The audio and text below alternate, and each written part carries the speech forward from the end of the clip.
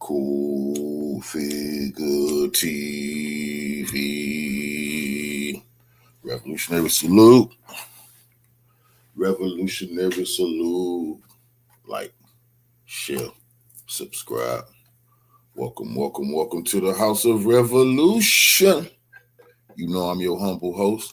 The Yamin of Revolution. The U.S. military is a paper tiger, paper kitten, forced to flee the Middle East.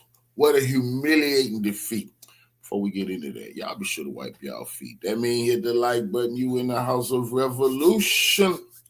Like, share, subscribe, support the platform, y'all. World revolution is a way of life. Revolution is for breakfast, lunch, and dinner. I got some revolutionary breakfast for y'all. Depends on what time y'all eat breakfast and lunch.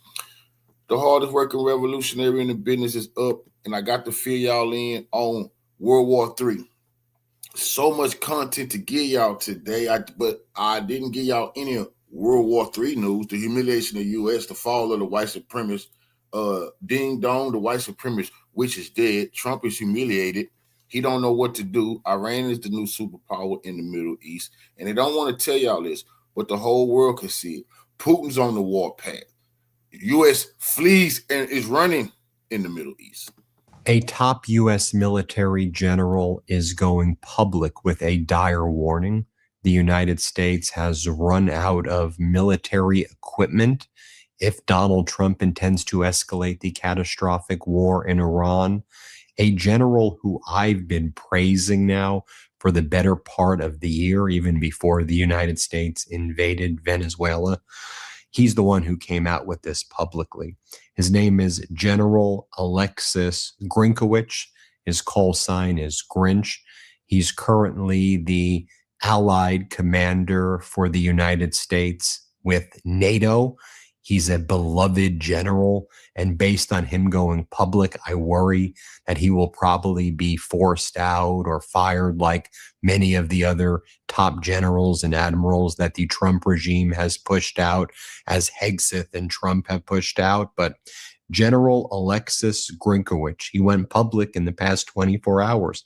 The top U.S. commander in Europe with NATO, he warned that the Pentagon no longer has enough Navy destroyers to be involved in any escalation of this catastrophic war in Iran. The way Grinkowicz framed it, knowing that Donald Trump is a Netanyahu bootlicker, is Grinkowicz is like, I know Israel's the one dragging us into this escalation again, like Netanyahu dragged us into this catastrophic war with Iran. But let's be clear, Trump and Hegseth and the U.S. regime of war criminals was complicit with the Netanyahu regime of war criminals.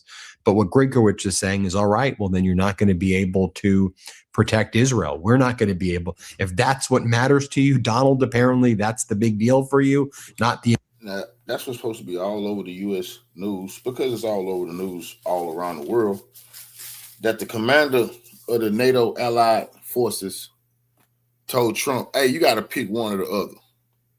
We're going to protect the United States or we can protect Israel, but we can no longer protect both of them. So who do you want us to protect, Trump? Do you want to protect Israel? Then you got to kiss the United States ass goodbye. You want us to protect the United States? Well, Israel is done. That's what the U.S. commander told Trump yesterday. The American people, not the Middle East allies, not anybody else, you war criminal. Well, we're not going to be able to protect Israel. So don't be surprised when Iran is able to pierce through the so-called Iron Dome in Israel. Iran has already been able to. They fucked all around the board, because not only Trump already came out today and said, let's talk. Let's stop shooting at one another. When he just said he was finna blow the fuck, all that bombastic BS. Now he's begging for peace. He's begging for peace because they ran out of air defense missiles. But not only did they run out of air defense missiles in the Middle East, they ran out of them in Ukraine. Russia just told them Nazis ass up last night, and it's all over the European newspapers in Ukraine. They don't have interceptors. It's over for the U.S. all over the battlefield.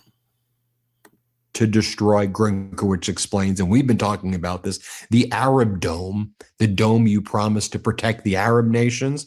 Iran is striking all the U.S. bases there, and you're about to expose that the Iron Dome isn't able to protect Israel right now, Grinkowicz is basically saying. So these Navy destroyers, which have intercepted missiles targeting Israel and other locations as well, are stretched. Now, this is a lie. They're saying that they don't have enough Navy destroyers. They say they only have 2 available. They have 5. They're making up numbers because Iran did exactly what they've been destroying those Navy vessels like they told us they was. Ain't no way in hell the U.S. military only got 2 destroyers they can use for this war. Are you crazy? But this general saying, hey, I only got 2, man. We got to stop this bullshit. Yeah, because you done lost about 6 of them.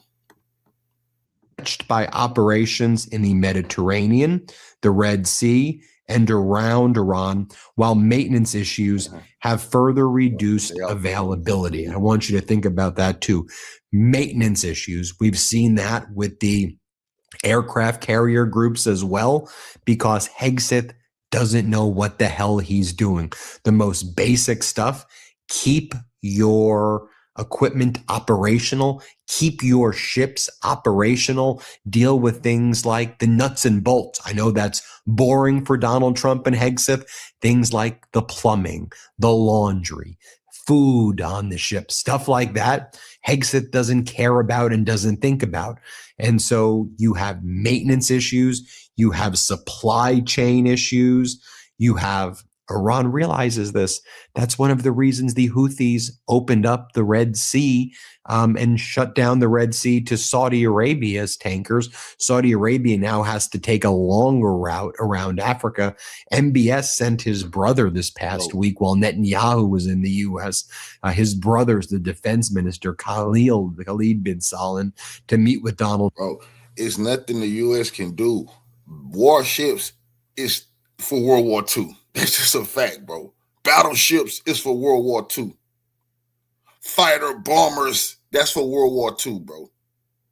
Advanced drones and advanced missile arsenals, that's for the war of 2026. And that's what the Iranians and the Houthi rebels got. And they is kicking the U.S. ass and all their allies. And it's very embarrassing. They need to put this on the news. The U.S. said they can no longer protect themselves in Israel. Somebody got to go. It ain't going to be the U.S. So total defeat for the DEI white supremacists who's in charge of the U.S. military. I'm so glad this happened on their watch.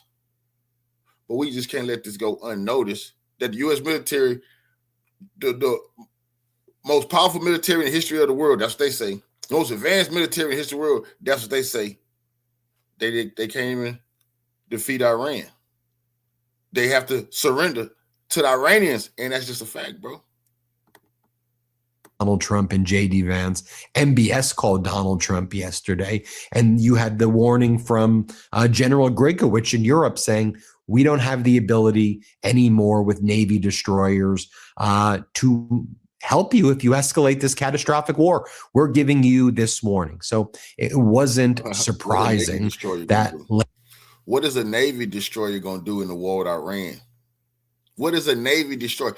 You need troops to defeat Iran. What the fuck? Is your troops going to go land in Iran? Hell no, they're too scared. So who cares about this is over. You can pull up in Africa with that bullshit because the Africans haven't been ready, but they're getting ready because Putin and Iran is helping them. They're getting ready. But you can pull that shit in Venezuela and they lay down. Your Navy is nothing to the Iranians. They can shoot your boats. They can missile and drone strike you all day long. Your Navy means nothing. The most powerful Air Force in the world. That shit don't mean nothing. You gotta land those troops, brother. You've been bombing them. You're steady hitting decoys. You're steady hitting rocks. You're steady hitting mountains. That's a fact, bro. They've been hitting decoys. They have been totally humiliated. Late last night around 11 p.m., Donald Trump posted, despite the fact that we have capabilities and levels of military terror strength like we've never had before since World War II. We have military terror ready to go.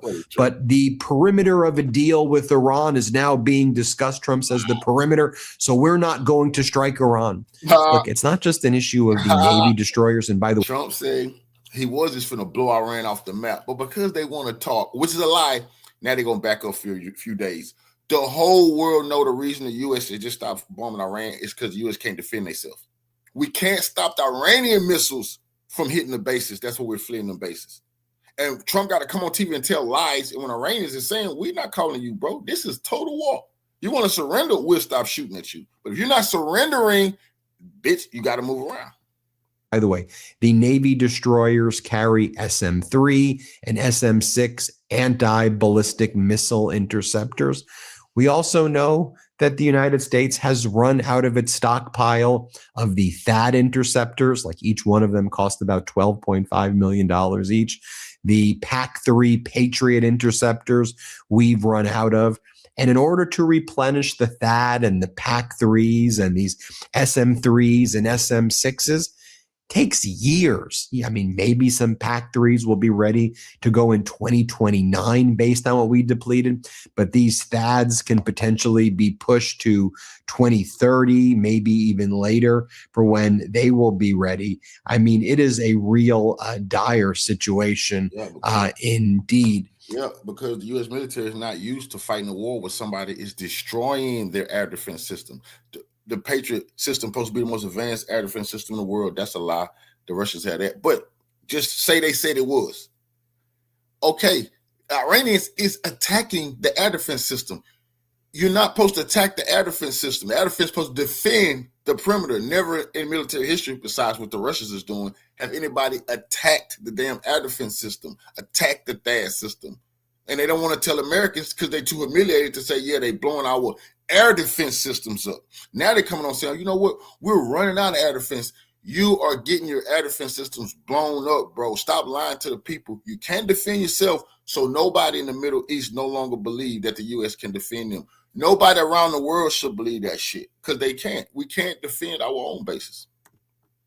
And so I want to share with you, if I can, just to remind you what Grinkowicz said back in January of 2026. This is when I began highlighting General Grinkowicz. And one of the things he was talking about then is he's like, pay attention, because while Donald Trump is out there attacking Greenland and attacking, all of these countries that, that Trump is attacking our allies, Grinkowicz is like, I just want you to be aware. You've got Iran. He was in Switzerland. He was in Sweden, rather, when he was giving this speech and talking about what a model ally Sweden is. He was trying to, be nice to like other NATO allies, Grinkowicz was. But he was like, look, Iran, China, North Korea, goes, they're working together. They're building up their munitions while Trump is out there basically attacking allies. That's what Grinkowicz was basically saying. Here, play this clip. China continues to fund Putin's war machine. Iran continues to supply technology and weapons. And North Korean combat troops remain in Russia on Ukraine's border. And of course, there's a confluence between Russia, Iran, and Venezuela and their dark fleet of oil tankers that is helping to fund the war. In the Arctic and the high north, we see a similar trend. Russian and Chinese vessels are conducting more and more joint patrols. Chinese icebreakers and research vessels are in Arctic waters, and their research is not for peaceful purposes. It's to gain a military advantage. Russia, meanwhile, continues testing advanced capabilities in the Barents Sea. Russia. As new shipping routes emerge and new resources are discovered, the Arctic only grows in strategic importance. You ain't gonna get it. And all of this comes in the midst of an increasing hybrid threat: airspace violations, GPS and GNSS interference, and the Shadow Fleet in the Baltic Sea threatening underwater infrastructure. In short, the Arctic and Northern Europe, by extension, has become a front line for strategic competition. See, this is what's wrong with their delusional guy and even this dude who reporting.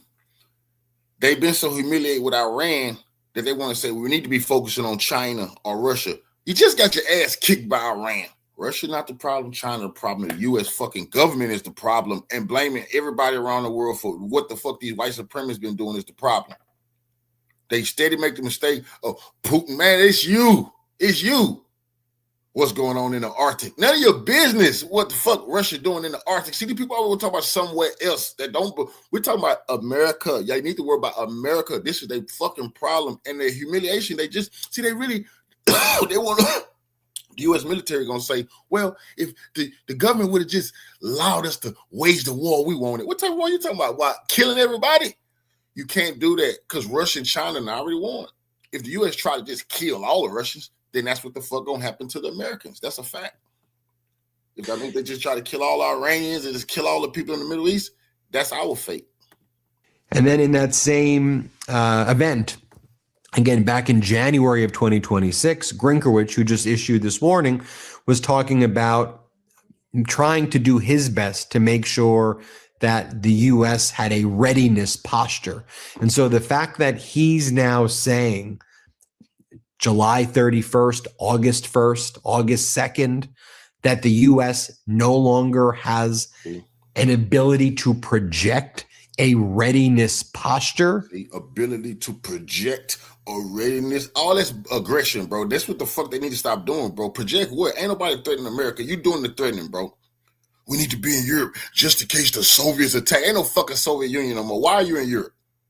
Well, you know, the Russians just trying to, man, they need to stop the bullshit, bro. The U.S. military should be ashamed of themselves. The gig is up. Stop taking all our money, pretending you're going to fight somebody. You can't even beat Iran. We can't let these people start talking about China and Russia anymore. Stop that shit. We want all our money back home. We want to defend our motherfucking border. That's a fact. That these U.S. generals, they're going to blame Trump for why Putin kicking their ass in Ukraine, and it's just all bullshit. So they're going to demand more money to fight the war of the future. It's a scam. When he said this was his main focus as the Allied Commander Europe of NATO back in January, it shows you how disastrous this all is. Here, play this clip. Well, I won't comment on the political dimensions of recent rhetoric. It's not my place to do that as a military officer. But I will just observe. This propaganda by these guys. So now they just blaming Trump. Yeah, they mad at Trump because they told Trump, don't do it, bro. The Iranians going to kick our ass. They did tell him that, and he didn't listen. But they never should have pretended like that the Taliban, I said at the beginning of the war, if the Taliban just, yes, if you just got run out of Afghanistan by the Taliban, they don't have tanks, they don't have planes, they don't have missiles, they barely have sandals. I said this at the beginning of the war. What the fuck make you think you're going to beat the Iranians? They guerrilla fighters with advanced weapons. That don't even make sense. That don't even make fucking sense. Then you got Cyrus shooting City, that goddamn propagandist over there, telling us the U.S. was going to kick the Iranians' ass and the Iranians had 24 hours to blah, blah, blah. And people still listening to City over there. That boy on drugs. And people should ask General Cyrus shooting City, why the hell did you push the propaganda? General Kofinger told you was mistaken. I thought you said the U.S. was defeating Iran. See, a lot of these niggas don't know what the fuck they talking about.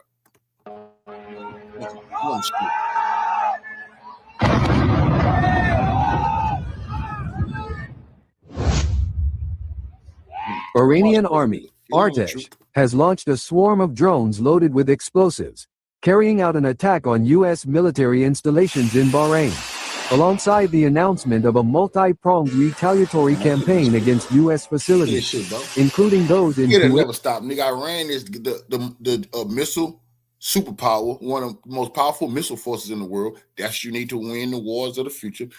One of the most powerful drone forces in the world. That's you need to fight the wars of the future. Drones is your Air Force.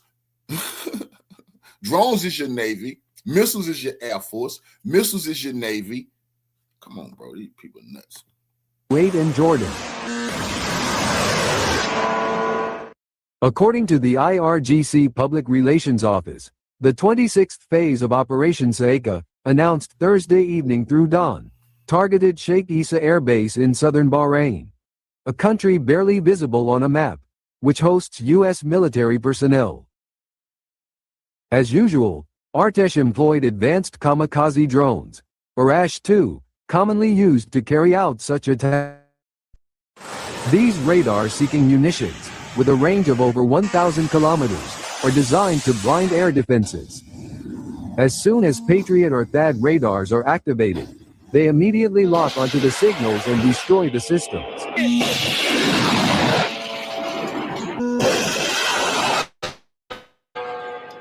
According to information received This from why the they don't have. This why they don't have the Patriot. They on the news telling us they run out of Patriot missiles, Patriot interceptor.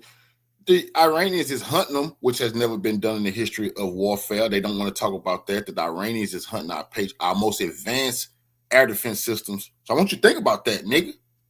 These people talking shit, and Iranians, they got drones that can hunt that shit, nigga. Do you want that? That mean they can hunt them here. That's what these. Yeah, I don't think y'all really understand what's going on here. They can't defend the U.S. bases. That real war, they can't defend your ass. They can't defend themselves. Iranian regular army. Their disposable UAV struck their targets at the base, a site known to house U.S. reconnaissance aircraft and military helicopters, which has sustained significant damage from repeated Iranian attacks despite its air defenses.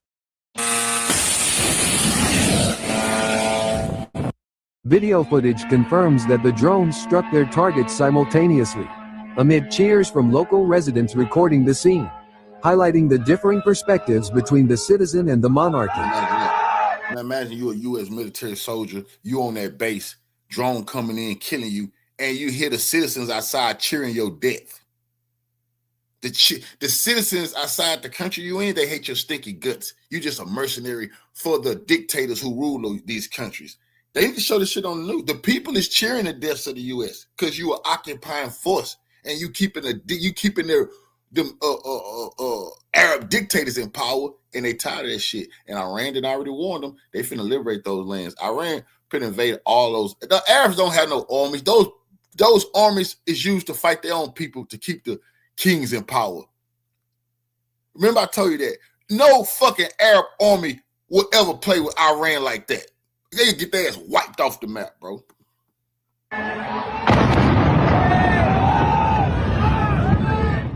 The Arash-2 drones targeted generators, navigation systems, and support facilities at the base, followed by hangars and satellite communications, with these strikes causing widespread damage to U.S. military operational capabilities. But the U.S. has remained silent so far.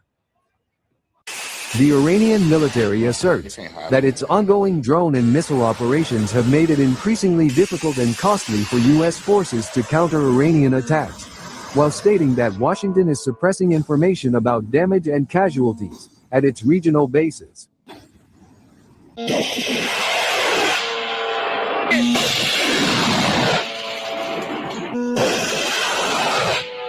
said they can do this shit. They ain't never got it. So Trump is begging for peace today.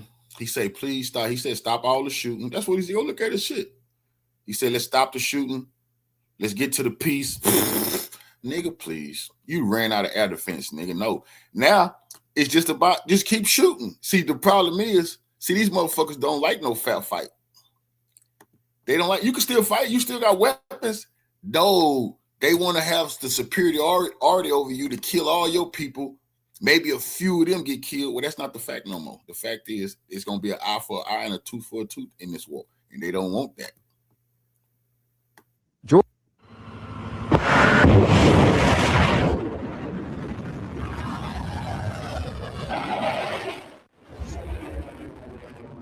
The Islamic Revolutionary Guard Corps (IRGC) said in a statement that its aerospace force launched ballistic missiles and drones the following day, destroying 3 US F-35 fighter jets and causing severe damage to 3 others at Mawafat Salti Air Base. The base and CENTCOM headquarters in Azraq, Jordan, are currently among the facilities most heavily used by the U.S. Air Force, and IRGC stated that their operation was in response to ongoing American aggression against the Iranian territory of Qeshm. The latest attack involved U.S. bunker buster bombs, targeting residential homes in Qeshm, which, according to Iranian authorities, killed 3 civilians and left 2 children orphaned.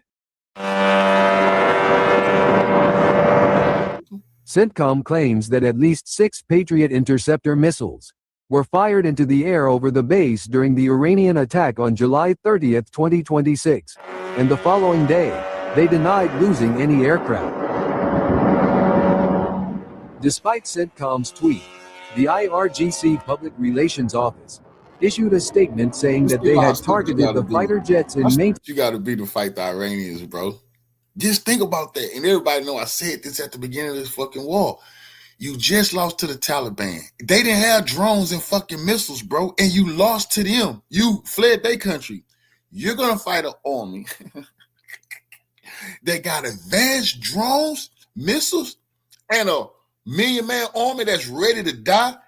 90 million people. That's who you choose to fight, bro. Come on, my nigga. The arrogance of the white supremacists, bro. Now the humiliation is here, and it's not us. They fired all the black generals. Cool. We took that shame. They put all the white supremacist DEI officers in charge, and look what's happening. On their watch, they get wiped out. This is on their watch that this happened. Maintenance hangars and on the deployment runway at the Muwafaq Salti base.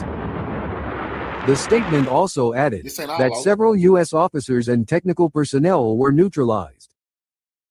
A U.S. fighter jet damaged by the Iranian ballistic missile attack on the base was visible Thursday morning at the base's coordinates, according to low-resolution Sentinel-2 imagery, but higher-resolution satellite imagery is needed to assess and verify the extent of the damage. A second impact was confirmed at the base, most likely another F-35 fighter jet, as reported by IRGC, which stated that 3 F-35 were destroyed and many more were damaged. If true, this represents a clear loss of nearly $300 million. F-35 is the most expensive weapons program in history, with each aircraft costing more than $80 million. But unfortunately, these aircraft were destroyed on the ground by Iranian-made missiles that cost very little.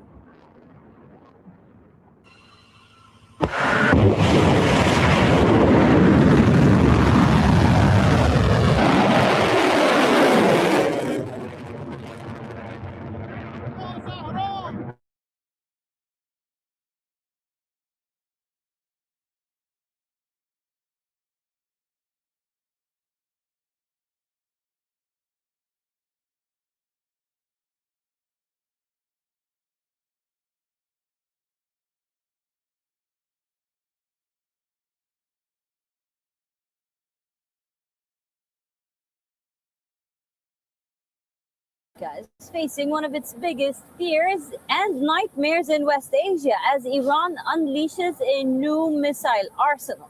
New missiles guided by Chinese tech and refined by Russian combat tactics. Those are being able to target advanced U.S.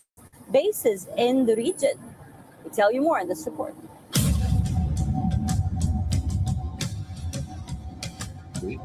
The whole world knows they can't hide it.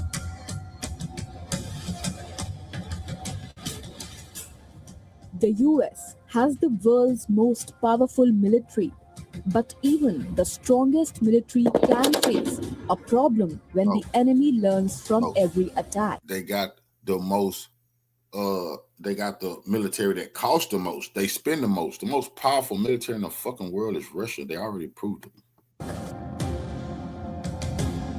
Iran has been doing exactly that. Every missile launch reveals what works. Every interception reveals what fails. And every strike gives Tehran new data. The result is a missile force that is changing rapidly. Iran's missiles are no longer simply being fired in huge numbers and hoping some get through. The tactics are becoming smarter. Iran is increasingly combining different types of missiles and drones in coordinated attacks.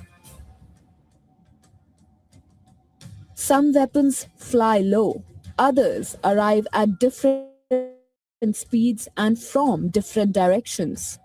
The aim is simple: overwhelm the defenses, force radar systems to track multiple threats, and make American interceptors choose which targets to engage first.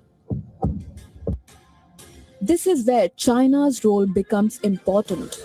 According to Western intel, China has long supplied Iran with military technology and missile-related expertise. Now, reports suggest that Tehran could receive hundreds of Chinese-made shoulder-launched air defense missiles. These weapons could threaten low-flying American aircraft and helicopters. Trump says he would be quite disappointed if she sells weapons to Iran. President Xi told you that China would not give or sell Iran any weapons. There's a new report that Iran's about to get 400 rocket launchers from China going through Pakistan to Iran. Well, that would be surprising. I mean, things like that happen, but that would be surprising. He told me very strongly he wouldn't partake. That's pathetic. Look at these suckers, bro. These people need to be held in a war crimes tribunal. The reporters is pathetic. The U.S. military is pathetic. The U.S. government pathetic. I'm tired of them complaining. Russia is giving Iran help. The Chinese is giving Iran help. So what? You should already knew that was going to happen. Then some Americans are shocked. What? The Chinese is helping the Russians? Shut the fuck up. You is selling Taiwan billions of dollars worth of weapons, and China asked you to stop. You said fuck them. So who in their right mind would think the Chinese not going to give you the finger back and get the opportunity to get their lick back on you? Russia is giving Iran advanced intelligence. You is giving Ukraine all the weapons. Lindsey Graham ass, before he died, was bragging about that's the best money ever spent killing those Russians. So now Putin getting his lick back. They want to crown TV because the Americans, most American populations is dummies and don't know what's going on. You should already, we as Americans should tell our leaders, you should have expected that. What you think allies is going to do during wartime? And he knows I'd be quite disappointed. But the bigger Chinese contribution may be knowledge. Iran has studied Chinese missile technology for years, and Beijing has watched how modern wars are fought. Russia brings another advantage: battlefield experience. The war in Ukraine has become a laboratory for modern warfare. Russia has learned how to use drones, missiles, and electronic warfare together. It has also seen how Western air defense systems respond under sustained attack. Russia, the one that taught them how to hunt the Patriots, because they've been hunting them in Ukraine, but they've been acting like the Patriots wasn't getting hit in Ukraine. Now they can't act like that no more, because the whole world know if Iran can destroy the Patriot system, then you know Russia and China can do it. Attack. Iran is watching, and it appears to be adapting. Multiple reports say Iranian missiles have become significantly more accurate, with improvements in guidance and targeting. Iran's new methods are helping improve the precision of its missile arsenal. I think the Iranian regime can make a more credible claim. It's survived as a regime. It has been able to impose this complete closure of the Strait of Hormuz, despite all. Here go the white supremacy. It survived. No, it is winning. It's the U.S. that got to survive now. The forces railed against we got to it. survive. And, you know, it's been to hold off the United States. And what we have seen now is the United States really doesn't have any viable military option, or at least one that is conscionable, to take on Iran. It doesn't want to do a land invasion. It doesn't want to put boots on the ground. So it has actually limited military options. It doesn't want to. No, they don't want hundreds of thousands of U.S. troops to be killed and still lose the war. They ain't going to be able to hold no territory in Iran, bro. This is a new day. They can't you can't have a staging ground. This is not the Iraq war. Where are you going to stage your troops? Where are you going to stage the equipment? Iran is going to bombard those locations with drones and missiles. This is a new war. You stage your troops and equipment at your bases in those Arab countries, and Iran to destroy your bases and chase your troops out. How the fuck can you invade Iran? No, that's the mind of white supremacists who've been lying to their populations for far too long. Here's the reality. You can't step a pinky toe on Iran. You can't even sit in your own bases and fight Iran. Now, this could explain why America's traditional advantage is becoming harder to maintain. US bases across West Asia are heavily defended. They have Patriot systems, they have fighter aircraft, they have radar and electronic warfare. But no defense can guarantee that every missile or drone will be stopped. Iran does not need... All that's good when you're fighting the Taliban and they whoop your ass. When you're fighting shepherds in the desert, chasing around Al-Qaeda and ISIS, they ain't got no fucking real armies. So you can have all that shit just sitting there like it's 1930. Not no more. You can't have your equipment just sitting in location. That's over with, bro. And the Iran war then showed what you think China finna do to the U.S. bases in near them now? The exact same thing. You think the U.S. can fight China? What the fuck do you think Russia gonna do to those U.S. bases in those NATO countries if the real war start? The same thing same thing Iran doing. It's over, bro. It's over for the U.S. Paper tiger been exposed. To destroy every... We could defend America and then we'll whoop some ass and then we could chase people out. But you can't do what they've been doing overseas no more. That's over with, bro. Every American base. It only needs to create enough damage to raise the cost of US operations. That is the strategy. Make every sortie more dangerous. Make every base more vulnerable. Force Washington to spend billions defending against each new wave. And this is where Trump faces his double trouble. We have never allowed and we will never allow the United States to determine when there is war or peace. We will defend ourselves whenever our interests require it, whenever our circumstances require it, whenever we believe we can use diplomacy as a tool to safeguard our national interests. We will certainly use it as such. Iran is developing its own battlefield experience. China can provide weapons and technology. Russia can offer lessons from a war that has already tested modern missiles and drone tactics. Together, they could help Tehran become a much harder target. Trump shrugs off the concern, but hints he would raise the issue with his Russian counterpart. Well, we'll find out on that soon. I'll ask Putin about it. We'll find out. It hasn't had much impact because we've knocked the hell out of them tonight. They have no Navy, they have no nothing. So it hasn't worked out well. I don't think they've been doing it. Certainly not at a high level. Don't have no nothing. And if they have, it has been very. They don't have no nothing. Impactful. They don't have no Navy. They don't have no Army. They don't have no Air Force. This is what Trump keep going on TV and saying. They don't have no air. They don't have no air defense system. They don't have anything. We've knocked the hell out of them. Then who the hell is destroying all your bases then, bro? For US military, the challenge is no longer simply stopping Iranian missiles. It is stopping an entire ecosystem of military learning because every time Iran attacks, it learns. And if China and Russia keep helping Tehran improve, the next Iranian missile barrage may be more precise, more coordinated, and much harder to stop. That is the real danger. The missile may be Iranian, but the lessons behind it could come from much further away.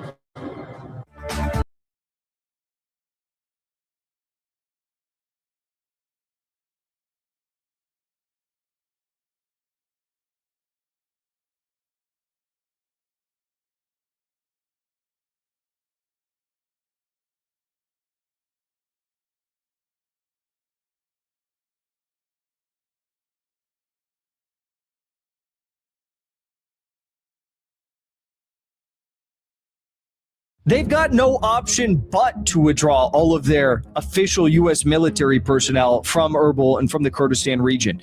Because what is going to defend them? Nothing. Already they're getting smoked by Iran. They're, shooting these CRAM systems into there, hoping that they might do something to stop an Iranian drone. But already they can't defend themselves. And now that the 5 remaining Patriot batteries that they had there, they've relocated to who knows where, maybe Kuwait, I don't know. They've relocated these. They've got nothing left to defend themselves. It's not a matter of, if Iraqi PMF is disarmed, then we'll withdraw. They have no options. There's a September 30th deadline that the U.S. is really trying to push for, where the Iraqi government will require all of the Iranian-backed militias in the country, the Popular Mobilization Forces, to hand over their arms to the government. And supposedly this will coincide on September 30th with the U.S. fully removing all of its official troop presence out of the country.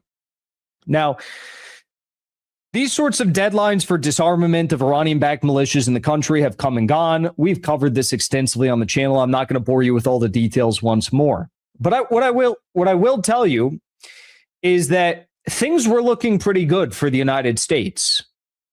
I'm not saying they would have succeeded at all in trying to disarm the Iraqi PMF.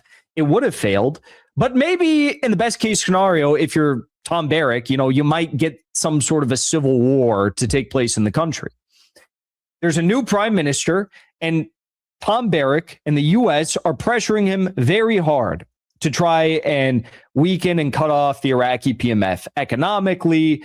Of course, disarming them, that's a big one. Economically, sanctions, whatever it may be, oil, cutting off oil access, all these sorts of things. Well, they just met with the new prime minister of Iraq in the Oval Office. Donald Trump met with him and, they hit it off and everything was going smoothly. And then something happened that was not so great for these sorts of plans and operations.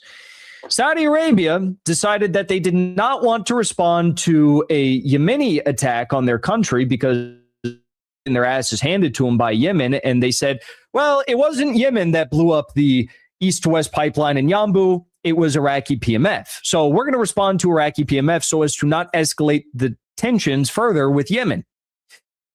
So Saudi Arabia decided to, in tandem with the United States, bomb 20 different Iraqi PMF positions in the country, under the auspices that this was in response to attacks on Saudi oil infrastructure. So the attacks resulted in several martyrs. In fact, 5 IRGC, yes, Iranian IRGC instructors were killed in the American-Saudi airstrikes on Iraq last night. So now you understand why Iran launched airstrikes on Jordan, Kuwait, and Bahrain, right? Because Saudi Arabia and the U.S. bombed 5 IRGC instructors as well as a bunch of Iraqi PMF military personnel. And there were huge funerals across Iraq for the martyred fighters that died in these attacks. Iranian and Iraqi martyrs from the recent Saudi-American aggression were brought to the Holy Shrine in Iraq. Now, this is where things get interesting because remember, the U.S. is trying to force the Iraqi government to pressure the Iraqi PMF to give up their arms. So something like this, U.S. and Saudi airstrikes on Iraqi PMF, is going to only destabilize this process. The Iraqi Prime Minister Ali al-Zaidi was supposed to go to Saudi Arabia this week, and he has since canceled his official trip to Saudi Arabia, where he was set to meet Saudi Crown Prince Mohammed bin Salman. That was scheduled for Thursday following the overnight U.S.-Saudi airstrikes, Reuters reported. That's a big deal because Iraq and Saudi Arabia right now are working on major energy infrastructure projects. So to ghost MBS in a moment like this, when there's so much going on and there's so many efforts to try and create alternatives to the pre-existing energy infrastructure in the region and vital corridors for energy to be passed through, like the Strait of Hormuz or the Red Sea, it's a really big deal. Now, the other point I'll add in this all is that the U.S. says, well, we're gonna leave our positions in Iraq. We're gonna leave our U.S. military bases. We're out of the Victoria base. We're gonna be out of even Iraqi Kurdistan come September 30th. Well, that's not really up for the U.S. to decide, right? Because Iran has practically bombed every single thing that has a U.S. flag on it in Iraq and Iraqi Kurdistan. They bombed all of it. There's nothing left. And Iraqi PMF in the country did a number on the U.S. Victoria base, which used to be the United States' largest foreign military base. So what are we talking about here? Like, oh, the U.S. is dangling some big carrot in front of the Iraqis and the Iranians, like, oh, we're going to leave the country on September 30th, but only if the Iraqi PMF disarms. Well, you're asking a lot and not really giving up a lot in return because, I mean, A, they don't have a big military presence there anymore either, but B, the military presence they did have there has been bombed into smithereens by the Iranians. So what do you mean that you're going to demand the Iraqi PMF be disarmed? We also this week had this. Several Iranian Shahed 136 drones impacted Kurdish opposition targets in Iraqi Kurdistan for like the 700th time. Now, what is noteworthy about this is that these strikes are only going to get worse. You remember a week or two ago, we covered the massive Iranian strikes on Iraqi Kurdistan and the Suleimania Governorate, which resulted in an entire mountainside going up in flames because that was their main weapons and ammo depot. Well, these attacks are only going to get worse. If anyone thought that they were going to have some sort of a success with the Kurdish anti-Iran opposition groups leading some sort of an invasion into Iran, they'd be dead wrong. And they're about, they have effectively given up now. Why? Because the United States has already withdrawn its last Patriot batteries from Erbil, Iraq. From Erbil, Iraq. And they will withdraw all of their remaining military forces from Iraqi Kurdistan on September 30th, 2026. Now, if they've already withdrawn all of their Patriot batteries, they've got no option but to withdraw all of their official U.S. military personnel from Erbil and from the Kurdistan region. Because what is going to defend them? Nothing. Already they're getting smoked by Iran. They're, shooting these CRAM systems into there, hoping that they might do something to stop an Iranian drone. But already they can't defend themselves. And now that the 5 remaining Patriot batteries that they had there, they've relocated to who knows where, maybe Kuwait, I don't know. They've relocated these. They've got nothing left to defend themselves. It's not a matter of, if Iraqi PMF is disarmed, then we'll withdraw. They have no options. The move comes after repeated Iranian drone and missile attacks against U.S. targets in this area, which have become increasingly difficult to defend against. It would mark Iraq's first time without an American military presence since 2003, after more than 23 years of occupation. And to that I say, congratulations, Iraq. To that I say, congratulations, Iraq. But we should all remember who were the ones that did the most damage to these occupation bases that were no longer welcome in Iraq. Was it the Iraqi parliament that did the damage? Was it the rank and file Iraqi military that did the damage? Or was it the Iraqi PMF who did the damage? Was it the Iraqi PMF who kicked the U.S. running and screaming with their hair on fire out of the U.S. Victoria base and out of the Kurdistan region? Now, I know some of you will say, but Jackson, what about the special operations guys in Iraq? Of course, they're still going to be whatever they have, black ops, special ops. I don't know these things. But Jackson, what about the secret Israeli base they found in the country at the end of the Ramadan war? Okay, I hear you. I hear you. But as far as an official U.S. military presence in the country, they will be gone September 30th. And maybe, just maybe, we'll have some cake and light some candles here on that very day when it all comes. But maybe not. Because if I had to guess, the U.S. wants civil war in Iraq. If I had to guess, this is some sort of a deeply, deeply, deeply flawed plan that they intend to impose on the good people of Iraq to create civil war and to bog down the Iranian-backed militias. That's how I see it. That's what I think is happening. But who knows? Maybe they just have no options. They have nowhere left to hide. And they'll be kicked out once and for all. And nothing will tangibly change. Well, the one thing we should remember also is that all of Iraq's oil revenue, it first passes through the Federal Reserve in the United States. Did you know that? Ever since the invasion of Iraq, all of Iraq's oil revenue, it first has to pass through the Federal Reserve. And Trump has already threatened to withhold billions of, in fact, he did withhold billions of dollars for, I think it was a couple weeks at the start of his second term. He withheld billions of dollars in Iraqi oil revenue because he didn't like what they were doing. And that was, of course, the idea to nominate Mr. Nouri al-Maliki as the prime minister of Iraq. So Nouri al-Maliki did not become the prime minister of Iraq because he was viewed as being too pro-Iran. And Mr. Ali al-Zaidi became prime minister of Iraq. And Iraq's oil revenue flowed from the U.S. Federal Reserve to their country. This, however, will be the first step in getting their country back, their sovereignty back. And I personally believe we're going to see a lot of stuff change in Iraq over the next several years. This deadline is going to be huge. The Iran war is going to be huge. Saudi Arabia, Yemen, Iraqi PMF could be huge. There could be civil war. And I might remind you all, I hope nothing but the best for Ali Sistani. But Ali Sistani is a very elderly man.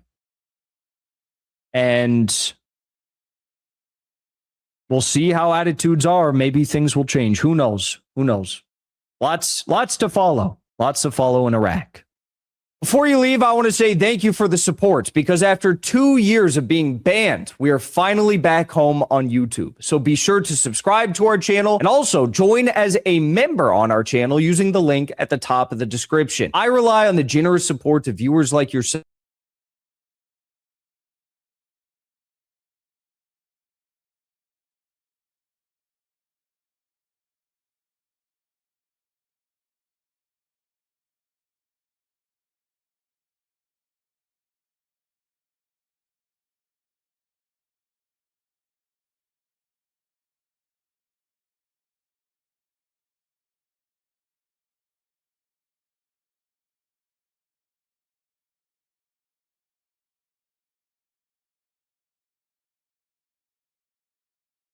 Right. So Donald Trump entered this war demanding Iran's unconditional surrender, as if he were at a drive-thru shouting for a cheeseburger, expecting Tehran to include a free milkshake. Back in February, he assumed the whole conflict would be finished in 4 weeks, give or take, maybe even sooner if he skipped dessert. But 5 months of bombing and threats and increasingly tense victory laps later, that didn't amount to much victory at all, Iran still hasn't surrendered, has it? And now Trump is out here giving them a gold star for refusing to break. 5 months on, Iran is still refusing to hand over the white flag, no matter how many times Trump waves his own like he's trying to hail a taxi in a hurricane. Is it Taco Tuesday yet again already? Trump admitted at Camp David that Iran hasn't given up. Saudi Arabia's Mohammed bin Salman reportedly warned Trump that another major US attack could bring Iranian retaliation down on Saudi and other Gulf energy infrastructure. And Benjamin Netanyahu told Fox that what happens next is, in many ways, Trump's decision. So Trump is conceding Iran is not broken. Riyadh is warning him not to make the Gulf pay for another escalation. And Benjamin Netanyahu suddenly sounds less like the Trump whisperer and more like a man waiting in the corridor wondering what's for dinner. It's quite a magical mystery tour, isn't it? From demanding unconditional surrender to regional allies quietly trying to stop him from lighting a match in the petrol station that they all happen to be locked inside of. And that's what this story is really about. It's not whether Iran has been damaged, it clearly has. It's not whether Trump can order more bombs dropped, because obviously he can. It's whether all that destruction actually delivered anything, actually delivered the political result he promised. Because Trump didn't promise to damage Iran, he promised to break it. A reporter asked him how many more strikes it might take to reduce Iran's capabilities. Trump's answer came crashing in with all the grace of a pub brawl, as usual. And it probably revealed more than he intended it to. piece of strikes by CENTCOM. CENTCOM has said that those were meant to degrade Iran's ability to disrupt the Strait of Hormuz. How many more strikes will it take to significantly? Well, you never know. Look, I mean, most people would have given up by now. You know, they've got no Navy, they got no Air Force. So most people would have given up. They haven't. So I give them credit for that. I mean, they're known as being tough. They're tough. They haven't, he said. Iran hasn't given up. 5 months of bombing and assassinations and economic pressure and threats and victory speeches and sanctions and Trump hammering out unconditional surrender in all caps like an angry gammon going puce and demanding to see the manager in a Wetherspoons. And they still haven't budged. He even gave them credit for being tough. And that's where the great conquering war now is, apparently. Trump now praising the very people he was supposed to be battering into submission because, frustratingly, they just refuse to play their part and lie down. Trump can destroy their buildings and kill the commanders and hit the roads and the ports and the military sites and the energy infrastructure, which shouldn't be targeted, but we know he has. But surrender is not something Washington can simply bomb into existence and then announce over some convenient Fox News VT. Trump's discovered that the country on the receiving end gets a say in all of this as well. Apparently nobody bothered to include that detail in the briefing folder for him, squeezed somewhere between all of his doodles and urgent requests for extra cheese. And just before Trump made that admission, Iran had launched missiles towards US forces at a base in Jordan, of course. US officials said the missiles were intercepted, and Washington answered the following day with retaliatory airstrikes on Iranian positions. So this was not some reflective little concession after the guns had gone quiet. Trump admitted Iran still had not given up while the latest round of attack and retaliation and threats was already underway. So we're back in the same cycle again, aren't we? The unending tumble dryer. The US attacks Iran. Iran fires back towards American forces in the region. Trump promises another pounding. Iran promises another response. Everybody insists the next round will finally be the one that settles matters. And then the next round starts. It's a foreign policy by blunt force trauma to the forehead. And God knows Trump doesn't need that with his mind already turning to mush as it is. Now, intercepting those missiles obviously mattered, but stopping the immediate impact doesn't make the wider problem disappear either. Because American forces are not hovering above the region in some magical little sovereign bubble. They're all sitting in Jordan and Bahrain and Qatar and Kuwait and Saudi Arabia and the United Arab Emirates and elsewhere as well. It means every time Trump escalates, those governments have to wonder what's going to come back on them this time. Will it be their bases or their ports or their power systems or their oil fields or their airports, their workers, their cities, and on and on? Trump can easily choose to target America hits, but he can't choose where Iran retaliates, or how expansive that retaliation will become, or how long America's regional hosts remain willing to play catch with that. That's where America's vast regional footprint stops being an advantage and becomes a liability instead. Trump's response to the latest attempted attack was, as expected, to reach for the same answer again. A beating. There's the strategy, if you can call it that. It's probably a little bit generous on my part. The first 5 months didn't force a surrender, so maybe month 6 just needs a slightly larger explosion. And then Iran fires back. So let's bomb it harder. And Iran still refuses to surrender. Well, let's bomb it harder.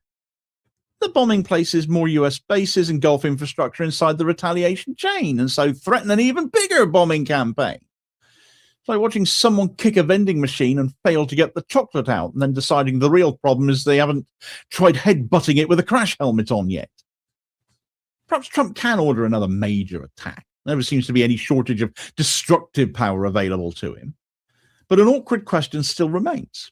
If the first campaign destroyed as much as Trump says it did, why does he need another one? And if Iran is finished, why is he praising how tough they are?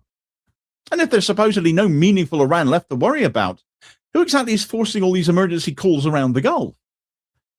You don't prepare another enormous offensive because the last one settled everything, do you? You prepare it because it didn't. This time, though, the people expected to live with the consequences seem to have finally got tired of being cast as disposable extras in Trump's little straight-to-DVD action film. Mohammed bin Salman reportedly warned Trump about what could happen if the United States launched a major attack on Iranian energy infrastructure, because it's not like Iran hasn't made the threat fairly clear. Its energy system and infrastructure elsewhere in the region could become targets. It's tit for tat. So that puts Saudi Arabia in a rather uncomfortable position, all on top of the uncomfortable position it put itself in versus the Houthis in Yemen right now. Riyadh is no friend of Tehran, Chinese mediation between the two states notwithstanding. MBS is not restraining Trump because he's suddenly channeling John Lennon and humming Imagine and tossing doves out of the palace window like confetti. He's protecting Saudi Arabia. He's worried about the oil fields and the export terminals, the economy, his regime. It's self-interest, in other words, like that is really anything new for the House of Saud. It's the only diplomatic language every government can actually speak without needing an interpreter. But self-interest can still act as a brake. Because if Trump attacks Iran's energy infrastructure and Iran responds against Saudi or Emirati facilities, then America has failed to protect its Gulf allies, hasn't it? That was the promise in exchange for the bases. Instead, it will have volunteered them for all the retaliation. And those countries provide bases, the logistics, the refueling, the intelligence, the ports, a fair share of the political cover that Washington needs to keep this going. And so the calculation changes because Riyadh can look at Trump's new attack plan and say, very impressive, Donald. Where exactly do you imagine the return fire is going to land then? Iran doesn't need to match the United States aircraft for aircraft. It just needs enough remaining capacity of whatever sort to make America's allies fear that what happens after the aircraft have all gone home. And judging by the scramble for talks, that fear is well and truly registered now. Trump wanted Iran isolated. Instead, his next strike appears to have frightened the governments expected to help him carry it out. And then, like an itchy, flaky, inflamed and horribly red rash, there's Benjamin Netanyahu. And listen to the language here, because it's not the language of a man announcing what America will do for him next. It's the language of somebody waiting to be told. As far as the nuclear program, we constantly exchange information. Our intel services and yours are working so close together that it's not that I'm going to present new information, but I think it's a good thing to have the opportunity to sit with our good friend, President Trump, and to hear what he has in mind, because I think in many ways it's his decision. It's his decision. Well, that about sums it up, doesn't it? This is Benjamin Netanyahu, who has spent years presenting himself as the man who could turn up in Washington to meet and point towards Tehran and watch the machinery of American power begin to warm up behind him. The boss of many a Zionist American president before him at that, too. And, of course, he's yet again gone to the States to find out what Trump has in mind next, which is fine if there's no return to intense military fighting, he says. You want the fighting to stop? Well, why's that then? Is this not what you've wanted for decades? The US fighting a proxy war on your behalf against Iran? Why do you want the fighting to stop now? Saudi Arabia is worried about its oil fields. Other Gulf governments want the escalation stopped too. Trump needs some ending he can sell as his polling sucks harder than ever. The American public is sick of the war, and Israel, despite all the weapons and the lobbying and the backslapping, is not the only ally America has to consider. Washington hasn't abandoned Netanyahu as if that was ever going to be likely. The relationship remains grotesquely close. But on this immediate question, Netanyahu no longer looks like the man setting the timetable anymore. That's going to register with his coalition, I dare say. He looks more like the man waiting for it instead. He's no longer calling the shots. He's been cut out, hasn't he? Not that Israel has vanished from American policy, obviously, but that Netanyahu's preferred escalation now has to compete with the other Gulf states, which are expected to absorb the consequences. And they, of course, house the majority of the US presence in the Middle East. So for once, their problem appears to be more immediate than Israeli ambitions. Now, all of this might be easier for Trump to shrug off if the war were quick or popular or cheap. No, none of those things, though, is it? War is never cheap. At a Senate appropriations hearing on the 21st of July, which I covered the other day, Pete Hegseth said the Pentagon has spent $37.5 billion on the Iran war since it began on the 28th of February. He and Joint Chiefs Chairman General John Kane were also asking Congress for another $67.1 billion, although that broader package covered the war as well as munitions and drones and other Pentagon requirements. The House has voted to tell Trump to end unauthorized hostilities, and about 2/3 of Americans say the war has not been worth it. Trump's approval on Iran is down at 28%. That's not a mandate. That's the sort of number politicians usually find stuck to the bottom of a skip after bin day, next to the last soggy leaflet, the day after polling. Trump says Iran is finished, yet the Pentagon needs more money. Trump says the campaign worked, yet Congress tells him to stop. Trump says the country supports him, yet most of the country wants an end to this failure that they are paying for. And every fresh threat sends another little shiver through those oil markets, which eventually finds its way to fuel pumps over here as well. So British motorists get to help finance the consequences of a war they didn't vote for either, launched by a president they certainly did not elect, in pursuit of something he has not achieved. But be it the last awful prime minister or the new one, the government still supports them. Lovely little arrangement. It's really a masterclass in efficiency, isn't it? Trump's now talking about the outline of a new deal, though. Iran would fully reopen the Strait of Hormuz, attacks would stop, and negotiations would resume over its nuclear program, of course. Obviously, who could forget that? All with Washington claiming the end goal is to remove what it calls Iran's nuclear threat. But this is still an outline being advertised by Trump and regional intermediaries. It's not a completed agreement publicly accepted by Tehran. And why the hell would Tehran bother with it at all? Why would it give it the time of day, given how many times such talks have ended with them being shafted by Trump or his team? The problem is that announcing a deal and having a deal remain two very different events, however inconvenient that distinction may be to Trump's social media account. Iran has not surrendered, and they're not going to. Let's be bluntly factual about the matter. They're never going to back down. There's no completed settlement sitting there with every signature neatly drying at the bottom of the page. Trump began this war demanding capitulation. He's now relying on Saudi Arabia and Qatar and Oman and others to help construct something that everybody can walk away from without admitting too much. And it all assumes Tehran is willing to even listen now after being burned so many times already. And still, it's quite the come down for the self-proclaimed deal maker in chief, isn't it? Who now looks like he's haggling over the price of a used sofa at a car boot sale. Not American surrender, not Iranian triumph, something much less cinematic and much more politically awkward. A failed attempt to impose an ending, followed by a frantic search for one that can still be sold to the American people before those midterms. It's the familiar Trump deal-making sequence. Announce success first, discover the details later, hope to God something sticks. Saudi Arabia can warn Trump that another attack may bring the damage back towards its own energy system and the knock-on effects that will come out of that. Other Gulf governments can press for restraint too, because US bases on their territory now look less like protection and more like invitations. And Netanyahu could demand that Washington keep going, but he cannot guarantee that Washington will because he's been cut out of the room. And actually, now he's saying it's all on Trump, whatever happens next. Trump still has the power to bomb Iran again, but equally proves that Iran has no reason to trust him. And therefore, there's no point actually in negotiating with him any further. And yet every new attack now advertises the failure of the last one, doesn't it? Every new demand for more money advertises the cost of that failure. Every nervous call from a Gulf capital advertises the danger and the costs coming down the line to each and every one of us. And every boast about a deal that's not yet been completed advertises how badly he needs one. But does Iran need it? Trump demanded surrender and promised overwhelming force. And yet here we are 5 months later. Iran hasn't given up. America's allies are warning him about what comes next. Netanyahu's waiting to hear the plan instead of dictating it. And Trump's trying to turn a pause into victory before a single signature is dried.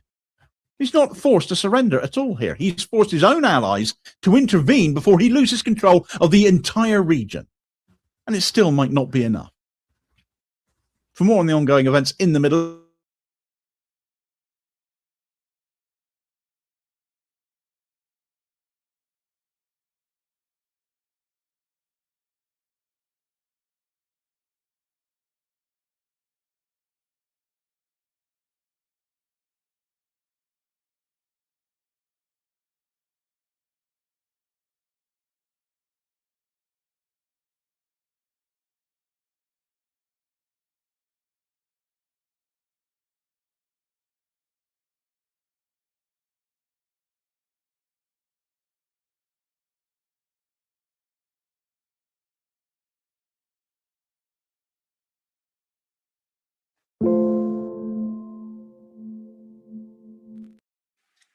Hi, everybody. Today's Sunday, August 2nd, 2026, and our dear friend Larry. Welcome back, Derek. Oh, hang on. What in the world happened here? What's going on? Sorry about that. It's some YouTube video just started playing itself on its own. It's so strange. The gremlins are at work. Yeah, there is something going on. Larry, let me start with what has happened last night. Donald Trump finally said he canceled the attack on Iran, which was supposed to attack all those civilian infrastructure, the power grids, everything there. And again, we're back. What is your understanding of what has happened? They were supposed to attack Iran on Friday night, and last night it didn't happen. Your take, your understanding of that? Yeah, I think there's a debate raging within the Trump administration, number one. And number two, apparently the Saudis and some others, I'm assuming some others, such as the Qataris, probably communicated to Trump, don't do this, because Iran said that they're going to blow up all of our refineries and all of our, if you hit any of those targets that you talked about hitting in Iran, power centers, refineries, nuclear sites, they're going to eliminate ours, and we will have to abandon our countries. Something that serious may have forced Trump to back off. All the signs were there. Embassies, the warnings of people get out, stay away, don't go to these areas, et cetera. But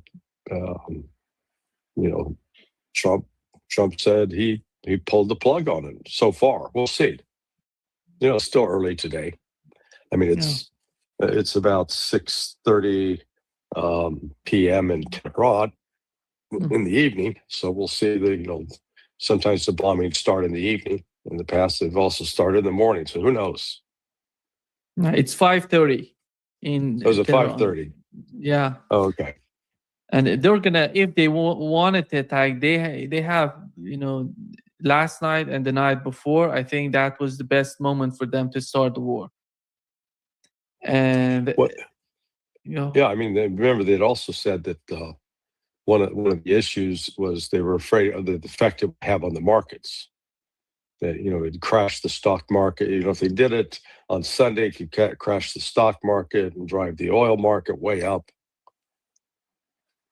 Let me just read what Donald Trump put out. He says the United States is locked and loaded and ready to go against the Islamic Republic of Iran at levels of military terror, strength, and power not seen since the World War II. Despite this, we have just been asked by Iran and other Middle Eastern countries to hold off any attack in that, perimeter.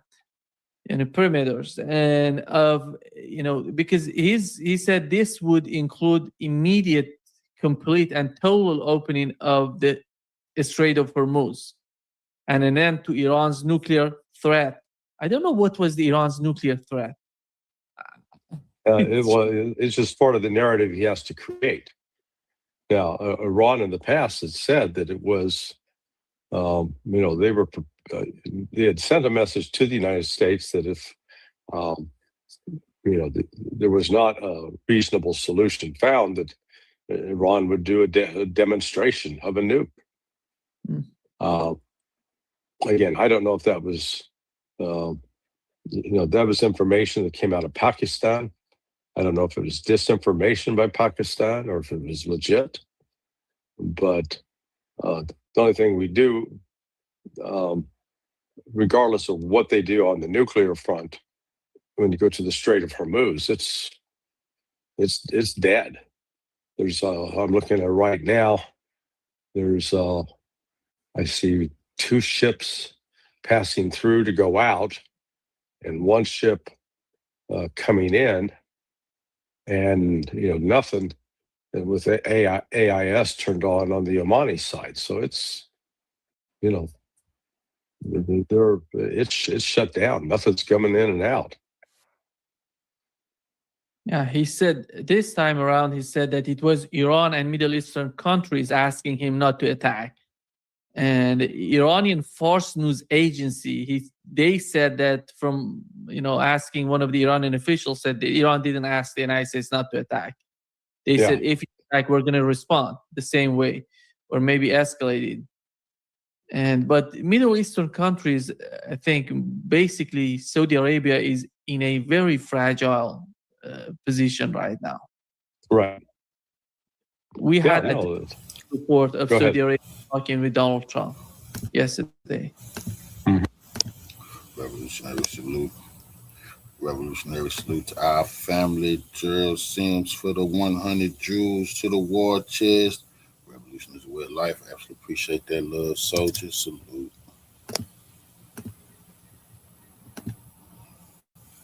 Salute. Yeah, no, I'm sure MBS called him out and said, "Hey, don't do this. You're gonna work because we're gonna get clobbered if you do it." Yeah. It says the total opening of the Strait of Hormuz, which was, again, the Iranian side said they didn't talk, they didn't have any sort of agreement to open up the Strait of Hormuz. The case of the Strait is getting back, reiterating itself with the same conditions as before MOU, Larry. Do you see any sort of sign that we have different conditions than what, comparing to what we had before the signing of the MOU? No. Again, this is Trump's